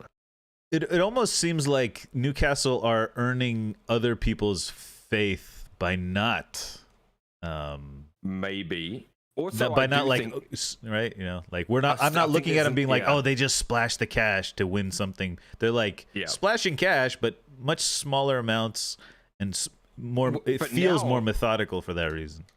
But now you see, I wonder if part of that, and I could be way off, but I wonder if part of that is now, when it happened for City, it was big because there was only really Chelsea that they were competing with at that financial level. Now Newcastle have got that financial level, but other clubs are already there. So Newcastle now are competing with them for the same players' signatures, right? Right. And they don't have that pulling power yet. I feel like Newcastle need to get in the Champions League. That'll get them a couple more players willing to go there. And they're going to have to build it a bit more like you used to have to do, but albeit that they can pay whatever. So, but I don't know that. There's probably a lot of factors to it. Yeah, like Lim was saying in chat, they're building a foundation first. I hope that's true, Limmer. That would be nice if it's true, but at the same time, I wonder if there's an element of yeah, Newcastle could pay me 200 grand a week, but so could City. You know what I mean? So could PSG. So could whoever. United, you know Chelsea, what I mean? yeah. And it's Newcastle right now, 6 in the table, 9 games in. Again, we must emphasize that it's stupidly early. It really is. Like Christmas is when I even look at this table normally, but which isn't that far away. I get it. Yeah, it's not. It's 2 months. 2 months about. But like December's such a busy game period. Obviously not last year because of the World Cup, but like it's such a busy game period that January 1st you can look at the table and think, okay, this is where we're at. This is what we need to do. I mean, Newcastle they're not far out, but it's going to be it's going to be a good run in. And I think United got to be worried about the run in. I think the other teams, I mean, even Brighton, they've had a bit of a hiccup here, but I think the rest of the teams, it seems like they have the team to make a good push. At least United don't look like they have it to make they have the player. I don't know. I'm just a little too hard on my own team. Alrighty, should we go into the roundup? I don't know what's in the roundup. This will be fun. All right, here we go. Sure, give me the signal. Okay.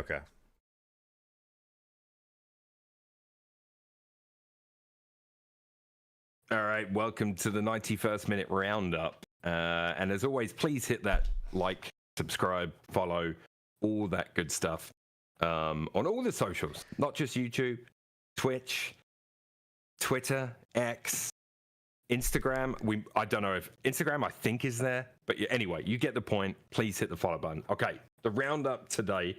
I guess we have to talk about Tottenham.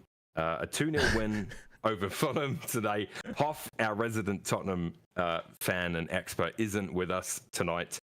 But yes, Cartwheel, Tottenham continue to win. They are top of the league by 2 points after today's win. Son with a really nice goal, actually similar to Dalot, maybe a little bit more pace on it. And Maddison continues his impressive form with another goal. I asked you guys 2 weeks ago in the roundup if you thought Tottenham was serious. I pointed out their fixtures so far have been the easiest statistically. What are your thoughts after today's game? It seems like they have the right mentality. It seems like there's something in the mentality has shifted. Obviously, this is not Conte we're dealing with. This is not Jose Mourinho we're dealing with. This is Hoff. He's a breath of, or not Hoff. This is Postecoglou. Hoff-Topoglu. I enjoy watching his press conferences. I like the accent. It's such a nice, refreshing voice in the Premier League. I'm trying to think of who was the last person with this type of effect. I don't know who. I feel like I'm gonna say Harry Redknapp. Bit of a geezer. He was a bit of a geezer. Yeah. Now Ange is an Australian version of that, maybe. You okay. know? I don't know. Okay. Listen, he's annoyingly likable. I will give you that, but I do, much the same way Justin Timberlake, annoyingly likable. Ryan Reynolds, annoyingly likable. That's where Ange is. I mean, okay, yeah. I think that's the thing, though, right? Like you're saying in the previous segment, you were saying, I'm just one fan, what is that going to change? But like the effect that Ange is having on football fans across the board is pretty remarkable. I think I haven't met anyone who dislikes Ange. Oh, I'm sure there are people that dislike Ange, but like, it just seems like he just rubs everyone the right way. And, that's gonna filter over to the referees as well. Like the referees are not robots. And, who knows? Maybe they'll give them the benefit of the doubt in some little situation. I'm not saying this is going to happen, but I'm just saying, just like certain people accuse Sir Alex of doing that to the refs. I think the refs just deep down had like either a fear of him or like they secretly respected him, or something like that. And, it's a little unconscious bias, maybe, like Postecoglou is going to command that. And I think that laid back feeling is an aspect to a title winning team that you would like to see. So I'll just say that about the title. I'm not saying it means they will win. What interests me is similar comments were coming out from people last year at this time last year, 9-10 games in, when Arsenal were playing well, winning games. People were saying the same things about Arteta and about how the team's playing and how they've turned a corner and all, like exactly what you just said. It's just interesting to me. Now, I That's don't true. think... Yeah. I personally, I still think they're going to have a run of... I mean, they've got some tough ones coming up. They got Chelsea, London Derby again. I think you'd make them favourites, the same as you did Arsenal, right? At this moment in time. They've got Crystal Palace, so 2 London derbies, then Wolves, okay. Then Villa, Villa are playing quite well right now. They're in good form. That'll be a good game. Then Man City, then West Ham, which is always a derby game for those 2 teams. Quite a rough derby usually. Then Newcastle. So they've got a fairly tough run of games coming up here. Sort of the next 5-6 fixtures. So I guess we'll see where they're at after that. That's a great point about, what we were saying about Arsenal last year this time. And if I compare and contrast what's happening is Ange has a different experience level than Arteta, and Tottenham have some veterans like Heung-min Son in the team that are going to, there's a bit more veteran leadership maybe in Spurs than Arsenal. But yeah, I don't think Spurs are playing as good as Arsenal were, though. I think Arsenal last year were playing much like they were a machine. Yeah. They were like different level machine. This is like it's not so much about the football only right now for Spurs. It's more like just the whole vibe around the whole thing. There's like some sort of likability about it. It is, but even today's game, if you look at it, Fulham had a lot of chances, only 2 less than Tottenham. They had a lot of possession, even though they were at Tottenham. Like the way Tottenham playing, they're allowing teams to have a lot of the ball. That, to me, that will at some point start to bite them. And it might be a set of tired legs, maybe just unusually tired that day, and it starts there, or an injury to somebody that's out for a few weeks or 2 weeks. You know what I mean? Like it somewhere or another. And the other thing is teams do start to figure out what you're doing by watching the first half of your season, because we saw that with Arsenal as well last year. And you see that with a lot of teams, unless it's a machine like, when City's gone on these crazy runs. And there's AFCON coming as well, so they'll lose a couple players. And I think the Asian games as well, so Sun will be gone, I believe, as well. So they'll have to deal with that when it happens. And it's... Levy is not typically, you wouldn't... I'd love to get Hoff's thoughts on this, but Levy, you wouldn't expect, he's not the kind of guy to double down and say, right, we're going to go get this, and this in January to make sure that we have a chance. Do you know what I mean? He's far too frugal. But yeah, anyway. How about from title to, what about cup? You think they could, challenge for a cup? I mean, FA Cup now. I don't like to think about that sort of thing. Who knows? Maybe just a cup is all they need, like that'll suffice maybe for the title. Maybe. Also in the Prem, just to keep things moving along, I did want to touch upon, Newcastle 4-0 win, so a good win for them. And also Aston Villa. Aston Villa picking up a, what was it, 3-1, 4-1? 4-1, wasn't it? I've lost my page. They scored 4, I don't know if the other team... It was 4-1 against West Ham, right? Yeah, it was 4-1. 4-1 for Villa, so Villa also, playing very well. So the Premier League, 9 games in, it's pretty tight from... I mean, honestly, even United, right now, you are 5 points off the top 4. It's 9 games in, it's so... and it's not as bad as, that's not as bad as it seems. It really isn't. And again, I think it's a big thing. Like, for some reason this weekend I had this, not epiphany, but I was staring at the table and I'm like, why? Like, we're 9 games in. It's nothing. Yeah. Anyway, this entire show should be called 9 games in, because that's what it is. On Newcastle, did you see that there was a Twitter clip going around of them comparing Anthony Gordon to Neymar? And how a lot of his movements look very much like Neymar's movements when Neymar was at Barcelona in his first year. other than obviously his like ball control flair aspect. Right. But like his cuts, his passes, his running style, it all looks very Neymar-esque, which is really interesting if you watch it. Obviously, you have to kind of like put on your non-race goggles or whatever they're called. Non-racing goggles, let's call them those, and see it. But it's kind of funny to think about. And, you know, I didn't really rate Anthony Gordon until like, and when there's comparisons like that made, then you're like, ooh, what kind of player do we have here? You know, like, I don't know. He and giving it, I don't know. I'm interested in what Anthony Gordon does.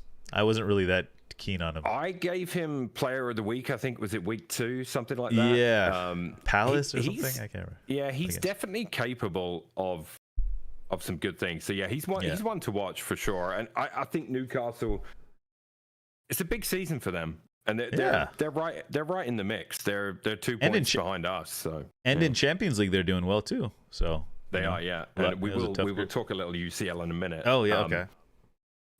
You mentioned Neymar, so we might as well get to that now. I had Neymar ACL injury. Is that it for Neymar? Like, do you think that's the career ender?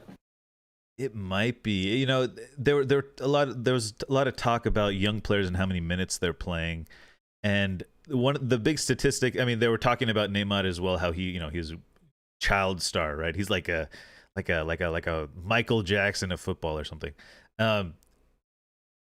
They were talking about how Jude Bellingham has already played as many minutes as a 24 or 26-year-old Paul Scholes league minutes, you know? And, you know, Neymar probably played similar, maybe not as much as Bellingham, but probably played a lot of minutes, you know, because he was like 17 in the Santos team in Brazil. And he just played throughout that, Olympics, under 20 World Cups, I think he played.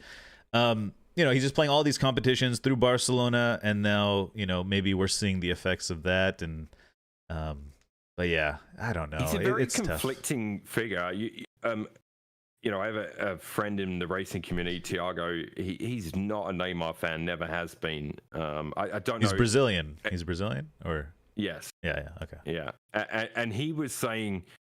And it could be, I don't know, maybe it's because Thiago is from Sao Paulo, and maybe that's part of it. I don't know. But he definitely, you know, it seems like Neymar's a very conflicting character in Brazil. I mean, like, I don't think... I felt... Do you know where I put Neymar? For me, he's Arjen Robben level. Right? Whoa! So... Robin, very good player, so skillful, absolute baller on his day, but the play acting and all that shit, it takes away from the player for me. Like I don't look at those players the same as I do, you know. And listen, all players. I'm not saying Messi or Ronaldo or Thierry Henry or whoever you want to throw at me. I'm not saying they've never gone down holding their ankle and they weren't as hurt as they claimed to be. I'm not suggesting that's never happened. You know what I'm talking about. It's the over theatrical, dramatic rolling around and just over the top. Yeah. I don't respect that from a player. So for me, it takes away from your overall body of work. That's only my take. That's obviously I'm not asking anyone to agree with that, but that's just how I am. And for me, Neymar never really became what he probably could have. You know, I feel like had he committed himself to football like others have done, he could have gone on to be one of. He's kind of on. I totally hear what you're saying, and I think I think a lot of people feel that way. He's on that, you know, the classic Brazilian timeline. You know, they come in, go to Barca, Madrid, or maybe Italy or something.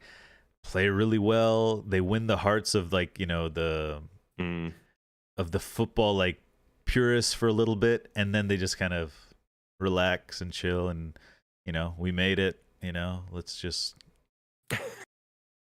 you know, go to Paris. And I think, yeah. I mean, obviously Pele started it all for the whole world's love of Brazilian football. I think, right? Pele started it, and then it continued. And when I was young, obviously the Romario, Bebeto era was also very popular for people that, you know, weren't Brazilian.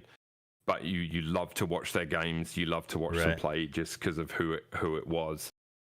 And then, that did continue on into Neymar. But yeah, for me, he just never lived up to. I feel like he could have done more. He could have been more. Yeah, definitely. And you want those players to be more. Yeah, definitely. Mm-hmm. I wonder if this is it for his. How old is he now? Is he 30 yet? 31, I think. 31, yeah. So 31. ACL, 18 months recovery, maybe? No, maybe a bit less. I don't know.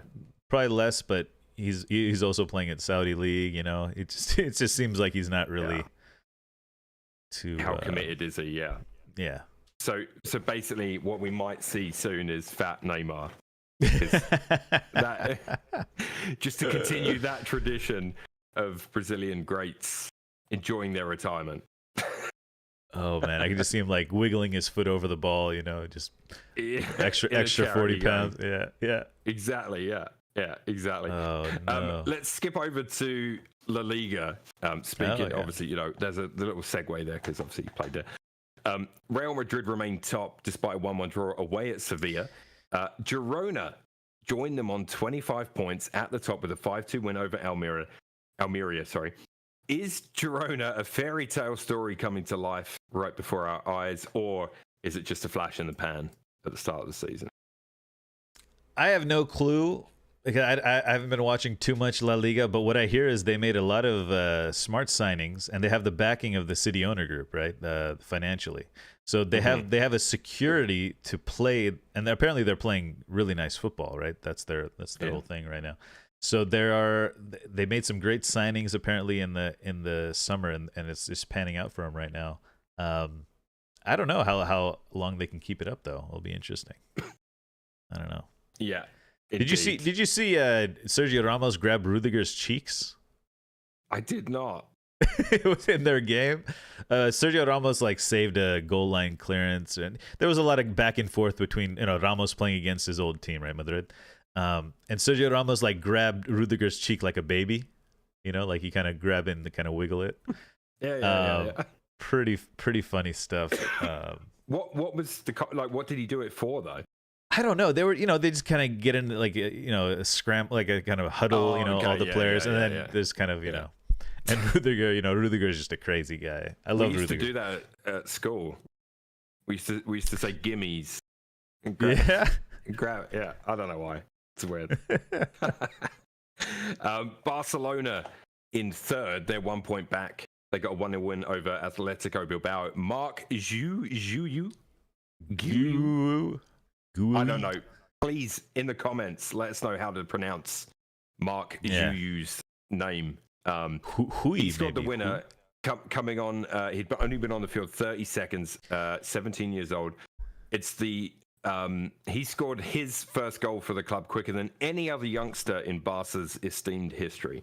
Quite a stat to have in your great corner. Scenes of his family as well in the stand. His mother crying. All this. It's just it was cool to see. You got the sense of just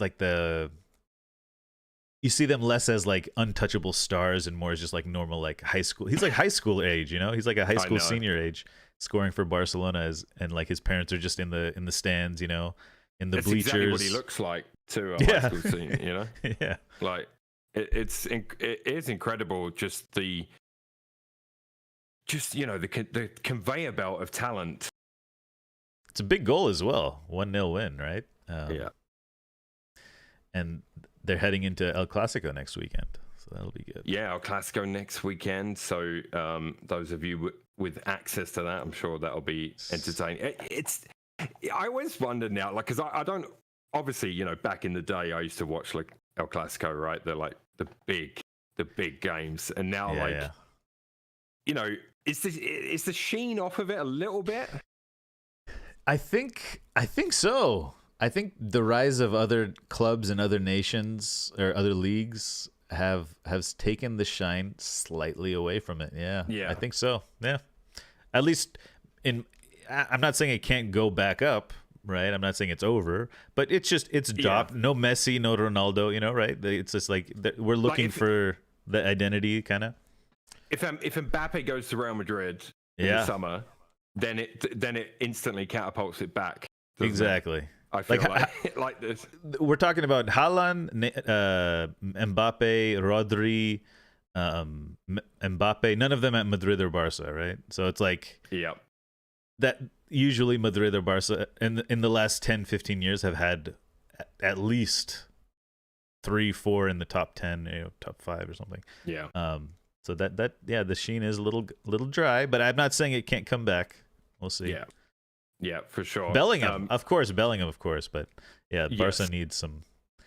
But I feel like the Bellingham story is growing worldwide, but he's not like a household name yet, Yeah, and he's not like a Messi or Ronaldo, right? He's more like because he's not that player. He's a more midfield, right? And we're seeing how to kind of being a great midfielder won't make you a household name, right? You have to be an attacker. You have to be scoring goals, making assists, dribbling.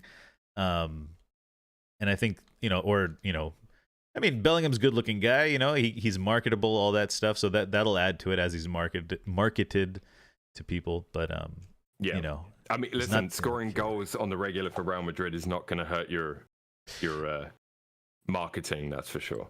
But he has like a attrition about him, right? He's just like he bumbles in and gets in and scores, right? Or it's like he picks up a deflection here and there. It's like he's doing things like I don't know. It's just like you're playing on the park and you just get to you have that player that just does whatever he wants. Like that's what Bellingham's doing. But, exactly. Yeah. Nice. All right, jumping over to Serie A real quick, brief look. Inter Milan continue to lead Serie A, 3-0 win this week over Torino. Lautaro Martinez scoring yet again. Is Lautaro now becoming a player that bigger clubs, quote unquote, that's not to take away from Inter, will come in for this year? We've heard rumors before. It never really materialized. And then he became kind of for some reason, it seemed like he was a bit of a meme player. Because of his form for Argentina is so poor. Yeah. I think that's where. Yeah. So like now he's really in form this year. He didn't have a bad year last year. Is Lautaro becoming a viable option? Because there are a few clubs going to be looking for a new center forward in the next 12 months. It feels like he is a viable option year after year almost, but he just stays at Inter. He just doesn't end up leaving. It feels like. I agree with there's a big comment in chat. Like Inter is a big club, and I was worried about saying that because I do think Inter's a big club. You prefaced it. Yeah, you prefaced it. But you know what I'm saying, right? I'm talking, no. There are clubs that are going to have a hole at centre forward. Arsenal is going to be one of them fairly soon. Real Madrid right now, the whole Mbappe saga. I'm not suggesting they're going to go in for Lautaro, but if he continues to bang goals in week after week after week, other clubs will take notice, right? Yeah. I think Inter, at least for, I don't think he's in January or anything, but I think Inter believe they can get back to the Champions League final. I think they have that belief about him. I don't know. Yeah, yeah. I think those are Arsenal. Who knows? Chelsea. Madrid. Yeah, I don't know. There's options. For some reason, it feels like he's not going to leave, though. It just feels like that. Yeah. Hey man, maybe because he hasn't left, and I'm sure living in Milan is not a bad life, dude. And right? being one of the best players in the league, at least goal scoring wise at the moment, and you know what I mean. I'm sure his life's pretty cool. So yeah. I mean, he might not be in a rush to leave, but I just thought it was interesting because there's been rumors before, kind of when he first broke onto the scene, and then it kind of went away, and like I say, became a bit of a meme a little bit. Felt like there was a bit of a meme. He definitely was a meme at one point. Yeah. So you're not confused about that. You're not remembering. Yeah. Incorrectly. Exactly. Yeah. So yeah, there's that. And AC still in second. They're 1 point back. Juventus beat them this weekend 1-0. Juve 1 point back from AC. So it's pretty close between those three. Juve winning 1-0. BC had Malik Thiaw sent off before halftime in that one. And Milan's next game is PSG in the Champions League this week. So PSG Milan, arguably one of the biggest games midweek. So yeah, a little UCL chat. I just jotted down some notable games. Celtic versus Atletico Madrid. Celtic desperately need a result in that group. It's a tough group anyway. They're going to be wearing throwback kits for that one. Atletico will be. It's some 1974 kits or something. Celtic and Atletico met at some point. I don't know the history. You know I love retro gear. Yeah. Love it. So that's cool. Yeah. Newcastle versus Dortmund. Can they keep up this Champions League form? Is it? Do you know if it's at home? Do you know? I don't know. I believe it's at St James's. Let me check that though. Let me check. I've got it here on one of these tabs. I've got about 58 tabs open. It's at St James's. Yeah, it is. At home. Nice. That means they're going to have a couple of tough away games in a row, though. I guess, right? Because they just played PSG at home as well. Oh, it's on Wednesday. I'm going to be able to watch some games on Wednesday. I'm pretty excited. Nice. I think that's the one. We'll see. Sevilla hosting Arsenal. Sevilla got a good result this weekend. Draw with Real Madrid, right? 1-1. So, yeah, I mean... That'll be a good game. It should be a good game. Yeah. After the Lens result, like I said to you, I think win our home games and we'll go through. Mm-hmm. And so... we played Lens away, now we're playing Sevilla away. I still stand by it. The focus needs to be, don't worry too much if we don't get a result on the road here. Win our home games, 9 points will be enough. That's where I still feel the same way about it. But I think going to Sevilla and getting a result isn't out of the question. No, it'll be tough. Yeah. It'll be a tough match. It will be tough. Yeah. United, obviously Copenhagen, we touched upon that earlier. Also in that group, Galatasaray versus Bayern Munich. So after having seen Galatasaray and Bayern play, who's your money on in that one? Bayern have 14 outfield players fit. That's it right now. They've a lot of injuries. I think Goretzka got a wrist injury. He's going to miss a couple games. After seeing both of them, I still think Bayern have enough, right? They have that attacking, right? I mentioned in the United segment, we don't have the attacking mechanism really figured out. They got Sané, they got Gnabry, and they get them the ball. They have Kane in dangerous position, Musiala, Tel. They'll create enough chances, I think, to defeat Galatasaray. I don't know what the better result for us is. I would like to think Bayern losing would be better for us, but it might not be because Galatasaray might. I don't know. Who's your money on in the other game in that group? Man United or Copenhagen? I mean, it's at home, I believe, so that should give us, and it's Højlund's against his former team, so it should be. Or briefly, he was on the team. Was this like his youth team? I believe so. One of his youth teams. I think he went from a youth team to Copenhagen to Atalanta, I think. All right, I have two more things to get to, both kind of brief. The Athens derby this weekend. I don't know if you heard about this, between Olympiacos and Panathinaikos. This was yesterday, was abandoned in the 50th minute after a player was struck by a firecracker. This is and has been an issue in various countries. I'm pretty sure fireworks of any kind were banned in England a long, long time ago, like decades ago, as far as sporting events go. I always think, like, do you want it to be banned? Like, should it be banned? Like, there's certain countries it goes with it. Like, imagine going to watch River Plate versus Boca and there not being firecrackers. Right, like I like the smoke grenades and the flares, right? Yeah. I like that stuff. Firecracker on the field, I don't know. Yeah. I was watching a clip of Luis Figo when he went back to Barcelona in Madrid, playing for Madrid, and there was just tons of crap on the field, just like tons. They were throwing at him. It's pretty common in games in Mexico, like the toilet paper at the corner flag, Yeah. That was a big one. Like stuff like that is just annoying. you know, like because that's If just flares happen in England, I'm pretty sure they're smuggled in. Do you know what I mean? Like it's not Right. whereas I feel like some places in the world, it's just, you know, I mean, no Yeah. one's getting their bag searched on their way in, so it is what it is. A free for all. yeah. I don't know. But I think leave the field out of it, leave the players out of it. Maybe Yeah, leave. I don't know. agreed. It's a slippery slope there. Then the fans go at each other. I don't know. But yeah, which they did. They actually had a game between those sides abandoned a couple of years ago because fans clashed with each other and riot police. oh, So yeah, God. that's a spicy Athens derby. It might be worth a watch, you know. Yeah, that's true. And then to finish the roundup this week on a sad note, a sad week for football community. Legend of the game, Bobby Charlton, passed away. A legend for Man United and England, obviously part of the famous 1966 World Cup winning team. Tributes pouring in from around the footballing world, which was nice to see.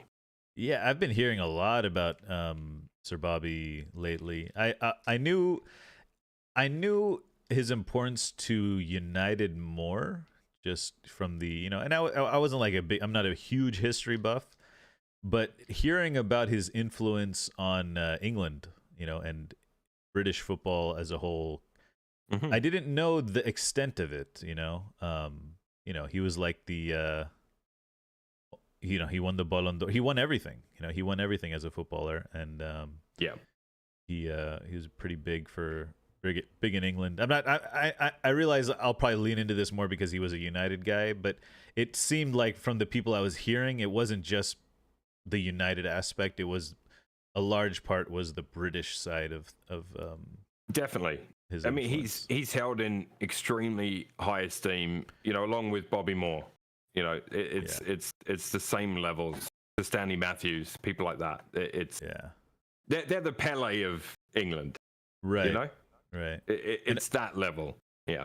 And apparently he had like a coaching school like for kids, and it was like, you know, I think back like I think about Michael Jordan's like, you know, training camps that he would put in like nearby cities. Why didn't like, you use LeBron's? Doesn't LeBron have a school? Should have used that. Oh, does he? No, because growing up, it was like Michael Jordan was like towards the end of his career. Yeah, and you know, I had a friend who was like big into, you know, basketball, and he would like his dad took him like 3 hours to go to this camp, you know, to train and be taught by Michael Jordan. And I imagine like hearing some of the stories, like that's how it was going to Sir Bobby's soccer camp or whatever it was called. And, you know, going to be around him. And apparently he had like a crazy powerful shot. And, you know, the balls back then were, you know, a lot heavier and just seemed full like leather, yeah. Yeah, it seemed like he could hit the ball at like double the speed of everyone else back then. And apparently he said before each game he would drink some whiskey. It would help him breathe better. I like his style. That's what he said. And other people were saying that, you know, he played football so naturally. It was like as natural as breathing is for us, you know, like he would just play football. I don't know, you know, just hearing all these tributes, like you said. But yeah, it was cool. My granddad on my mum's dad, big United fan, season ticket holder way back. Big. I mean, he used to talk about not just Bobby Charlton, but a lot of sort of Man United greats back in the day. And so anything I know is mostly what he told me, obviously. Yeah. But yeah. And Sir Bobby made his England debut 2 months after the Munich crash, which is pretty crazy. You know, that's pretty crazy. Exactly. Yeah. So pretty epic. So that was it. That life. Was your roundup this week. All right. We'll end it on that somber note. Hit subscribe. Good for you know, that's a good life though. 86, you know, you completed football, you know, you're a legend of your club, legend of your country. Like that's a good life. That's a decent life. Yeah. Even if you die, you know. Everybody dies. Greatest British player. Let's see one, but Mordecai pointed out during the roundup there that I didn't mention the Merseyside derby. I must admit. They've fallen off. You know, it was because it was the early game, Mordecai. That's the only reason, dude. It's the only reason. It was the 4:30 kickoff. I don't think I've seen the highlights of that game yet. Oh no, I have. I have. There was this the Konate situation? Yeah. Where he should have seen yellow or something? Yeah, and Ashley Young was sent off. Salah. I did see the goals. But yeah, 2-0. I mean, it's pretty routine, isn't it, Mordecai? It's not really even. Is it even worse? I mean, Everton are dreadful.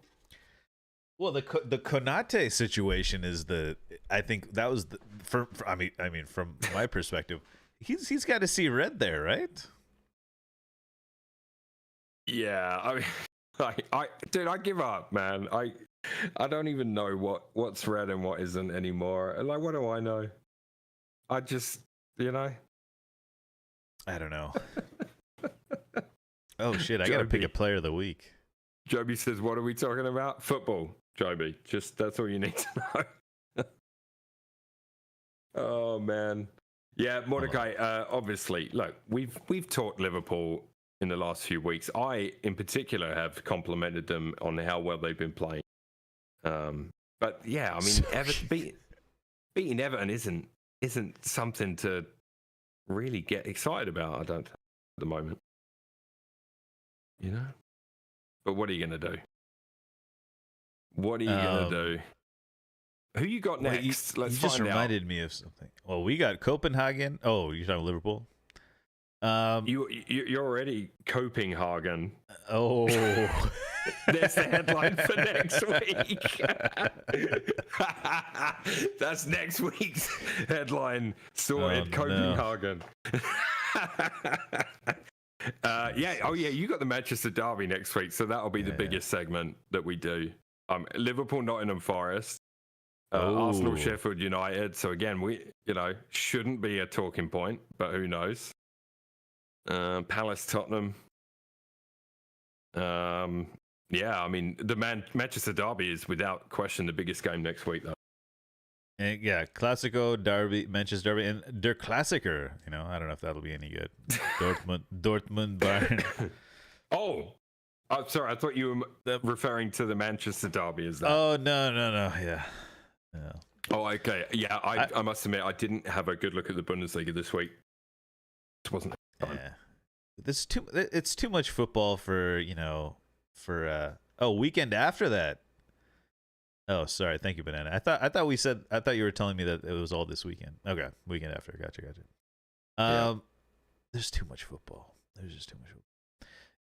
You've got a good run after the City game. You've got Fulham, Luton, and Everton after the City game. Oh boy. So it's just Wait, what is the Daily Mail? Daily Mail is like not good source, or is it the medium source? I would say medium. Yeah, So the Sun is kind of the joke. I mean, if you really want to get into it, there used to be a paper called the Daily Sport. I don't know if that's still a thing in England. If anyone in England is in chat, let me know if the Daily Sport is still a thing. Okay. But yeah, the Mail was somewhere in the middle. Why? Okay. What are they saying? This was 5 days ago. Aaron Ramsdale admits he fears for his place in England squad ahead of next summer's Euros after losing his number one spot at Arsenal, and reveals the reason why his dad sent that tweet to Jamie Carragher. I don't know what that means. He says Aaron Ramsdale admits he fears for his place in the England squad after breaking his silence on the quote-unquote suffering he has endured since losing his position as Arsenal number one. I mean, it's definitely being embellished. Yeah. That's why I was asking what's the... The Mail is not like, It's not like BBC or something. Right? Like, realistically, if you didn't hear Ramsdale saying that in an interview, I wouldn't read too much into it. Listen, I'm sure he does fear for his place somewhat. I'm sure he does. But Southgate's shown that you don't have to play for your club to play for England. Repeatedly. Yeah, that's true. So, Hey, that Maguire, you know, yeah, don't worry about it. Ramsdale. Say thank you to Maguire.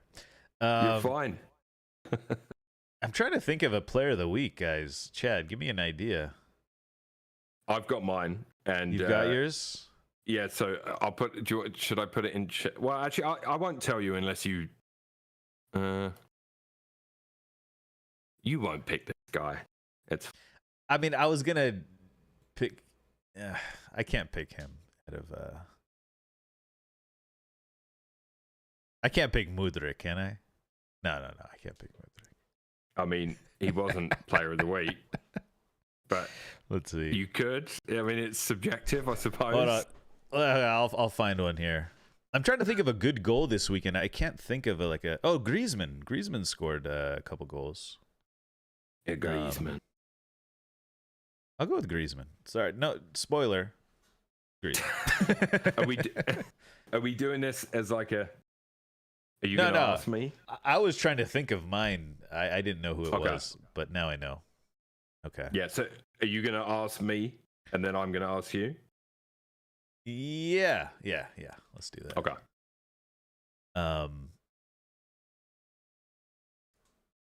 Let me just make sure the name is right.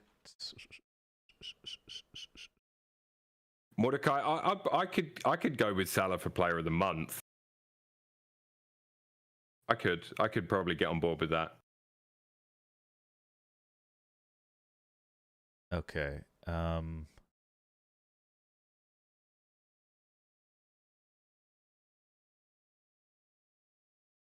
Oh, he actually won it. Okay. Yeah.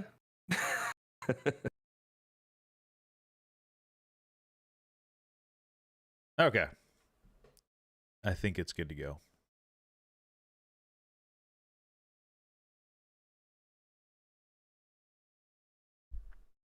All right, player of the week for match day 9. Milo, who do you got for player of the week? My player of the week this week is Douglas Luiz for Aston Villa. 2 goals and a great all-round performance in Villa's 4-1 win over West Ham, and helps Villa continue with their impressive form of late. Cartwheel Champ, who is your player of the week? For my player of the week, I'm going to La Liga. I'm going with Atletico Madrid's hat-trick hero this weekend, Antoine Griezmann. Scored a nice hat-trick in their win over Celta de Vigo, keeping Atletico towards the top of the table, having a great season. Griezmann might be one of the most underrated players, I think, by world football, so it's good to see him scoring some goals, getting some headlines. What do you think? I think he's pretty underrated. Griezmann? He's pretty nice. Griezmann? He's rated. But I think he's good. All right, anything else you want to talk about? Chad, any ideas? Any topics? 32 years old. Griezmann. Oh, there was I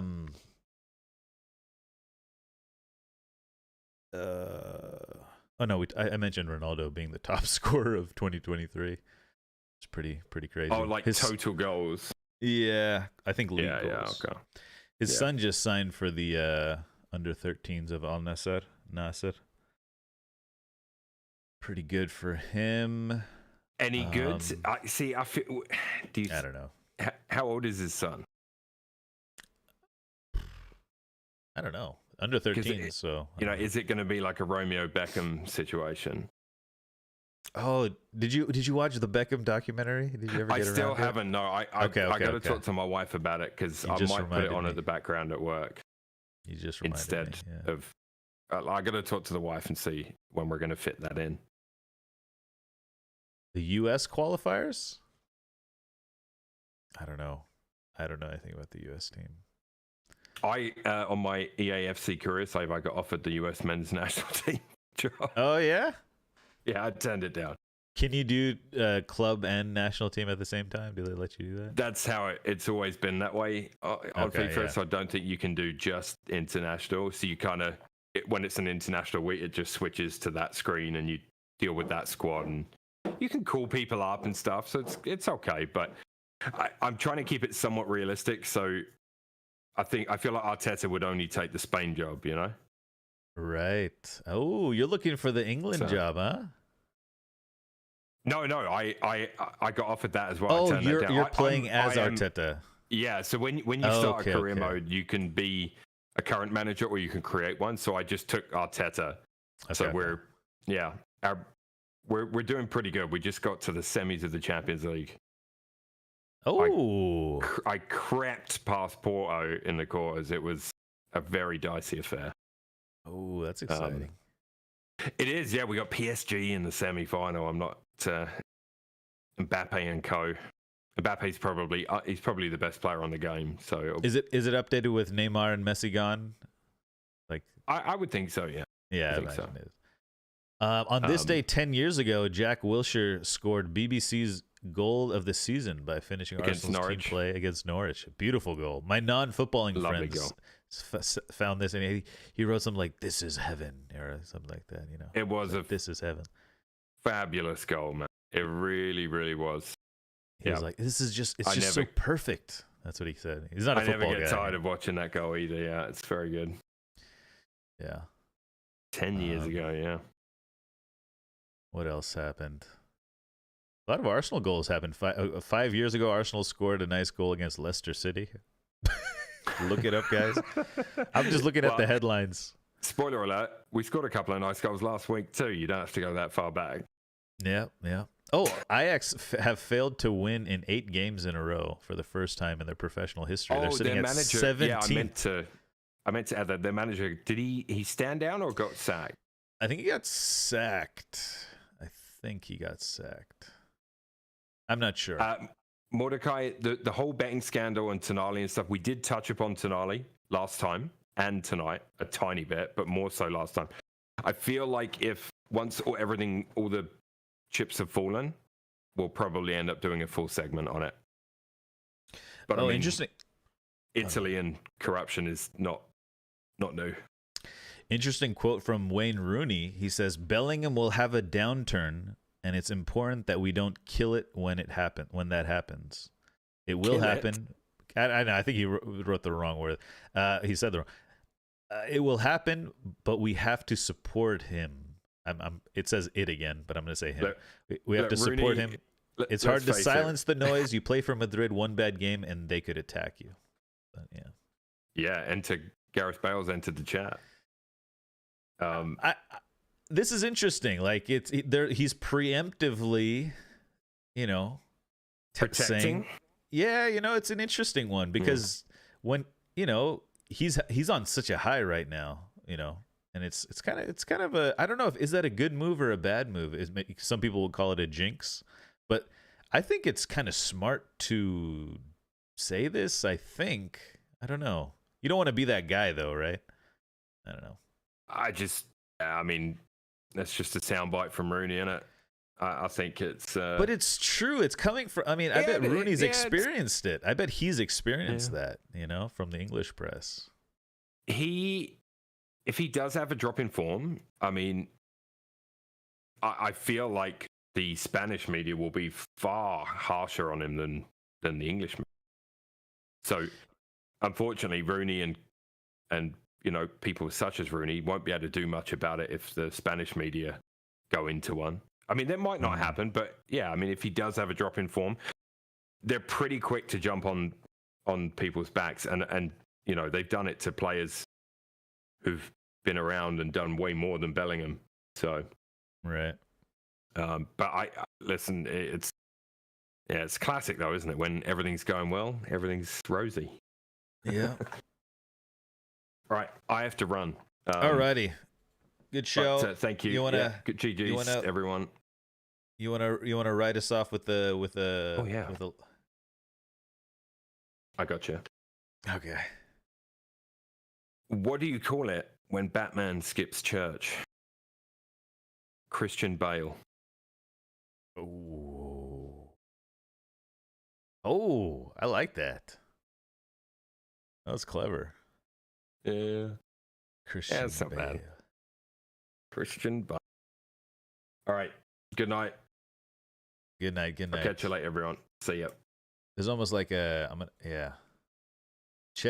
Spanish media is worse than ours. Ask Pep. Guys, JetBlue Airlines has been voted the best airlines as far as customer service and general overall happiness is concerned. Do you know who ranks the lowest? 9/11 Airlines. What a bad name for an airline company. It reminds me of that tragedy.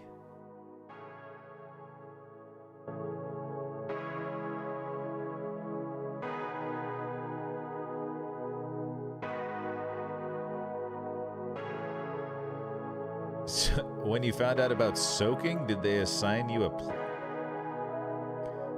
I think soaking's hilarious. Soaking is hilarious.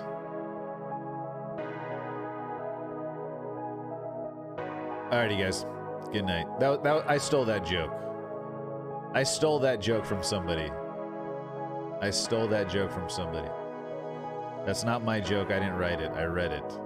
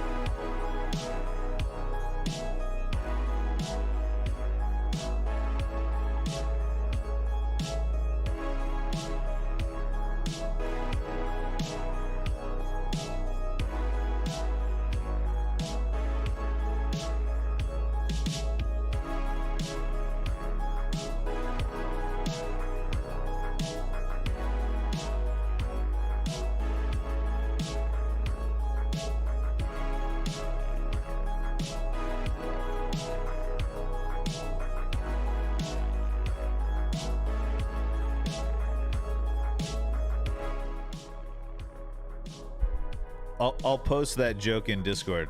Good night.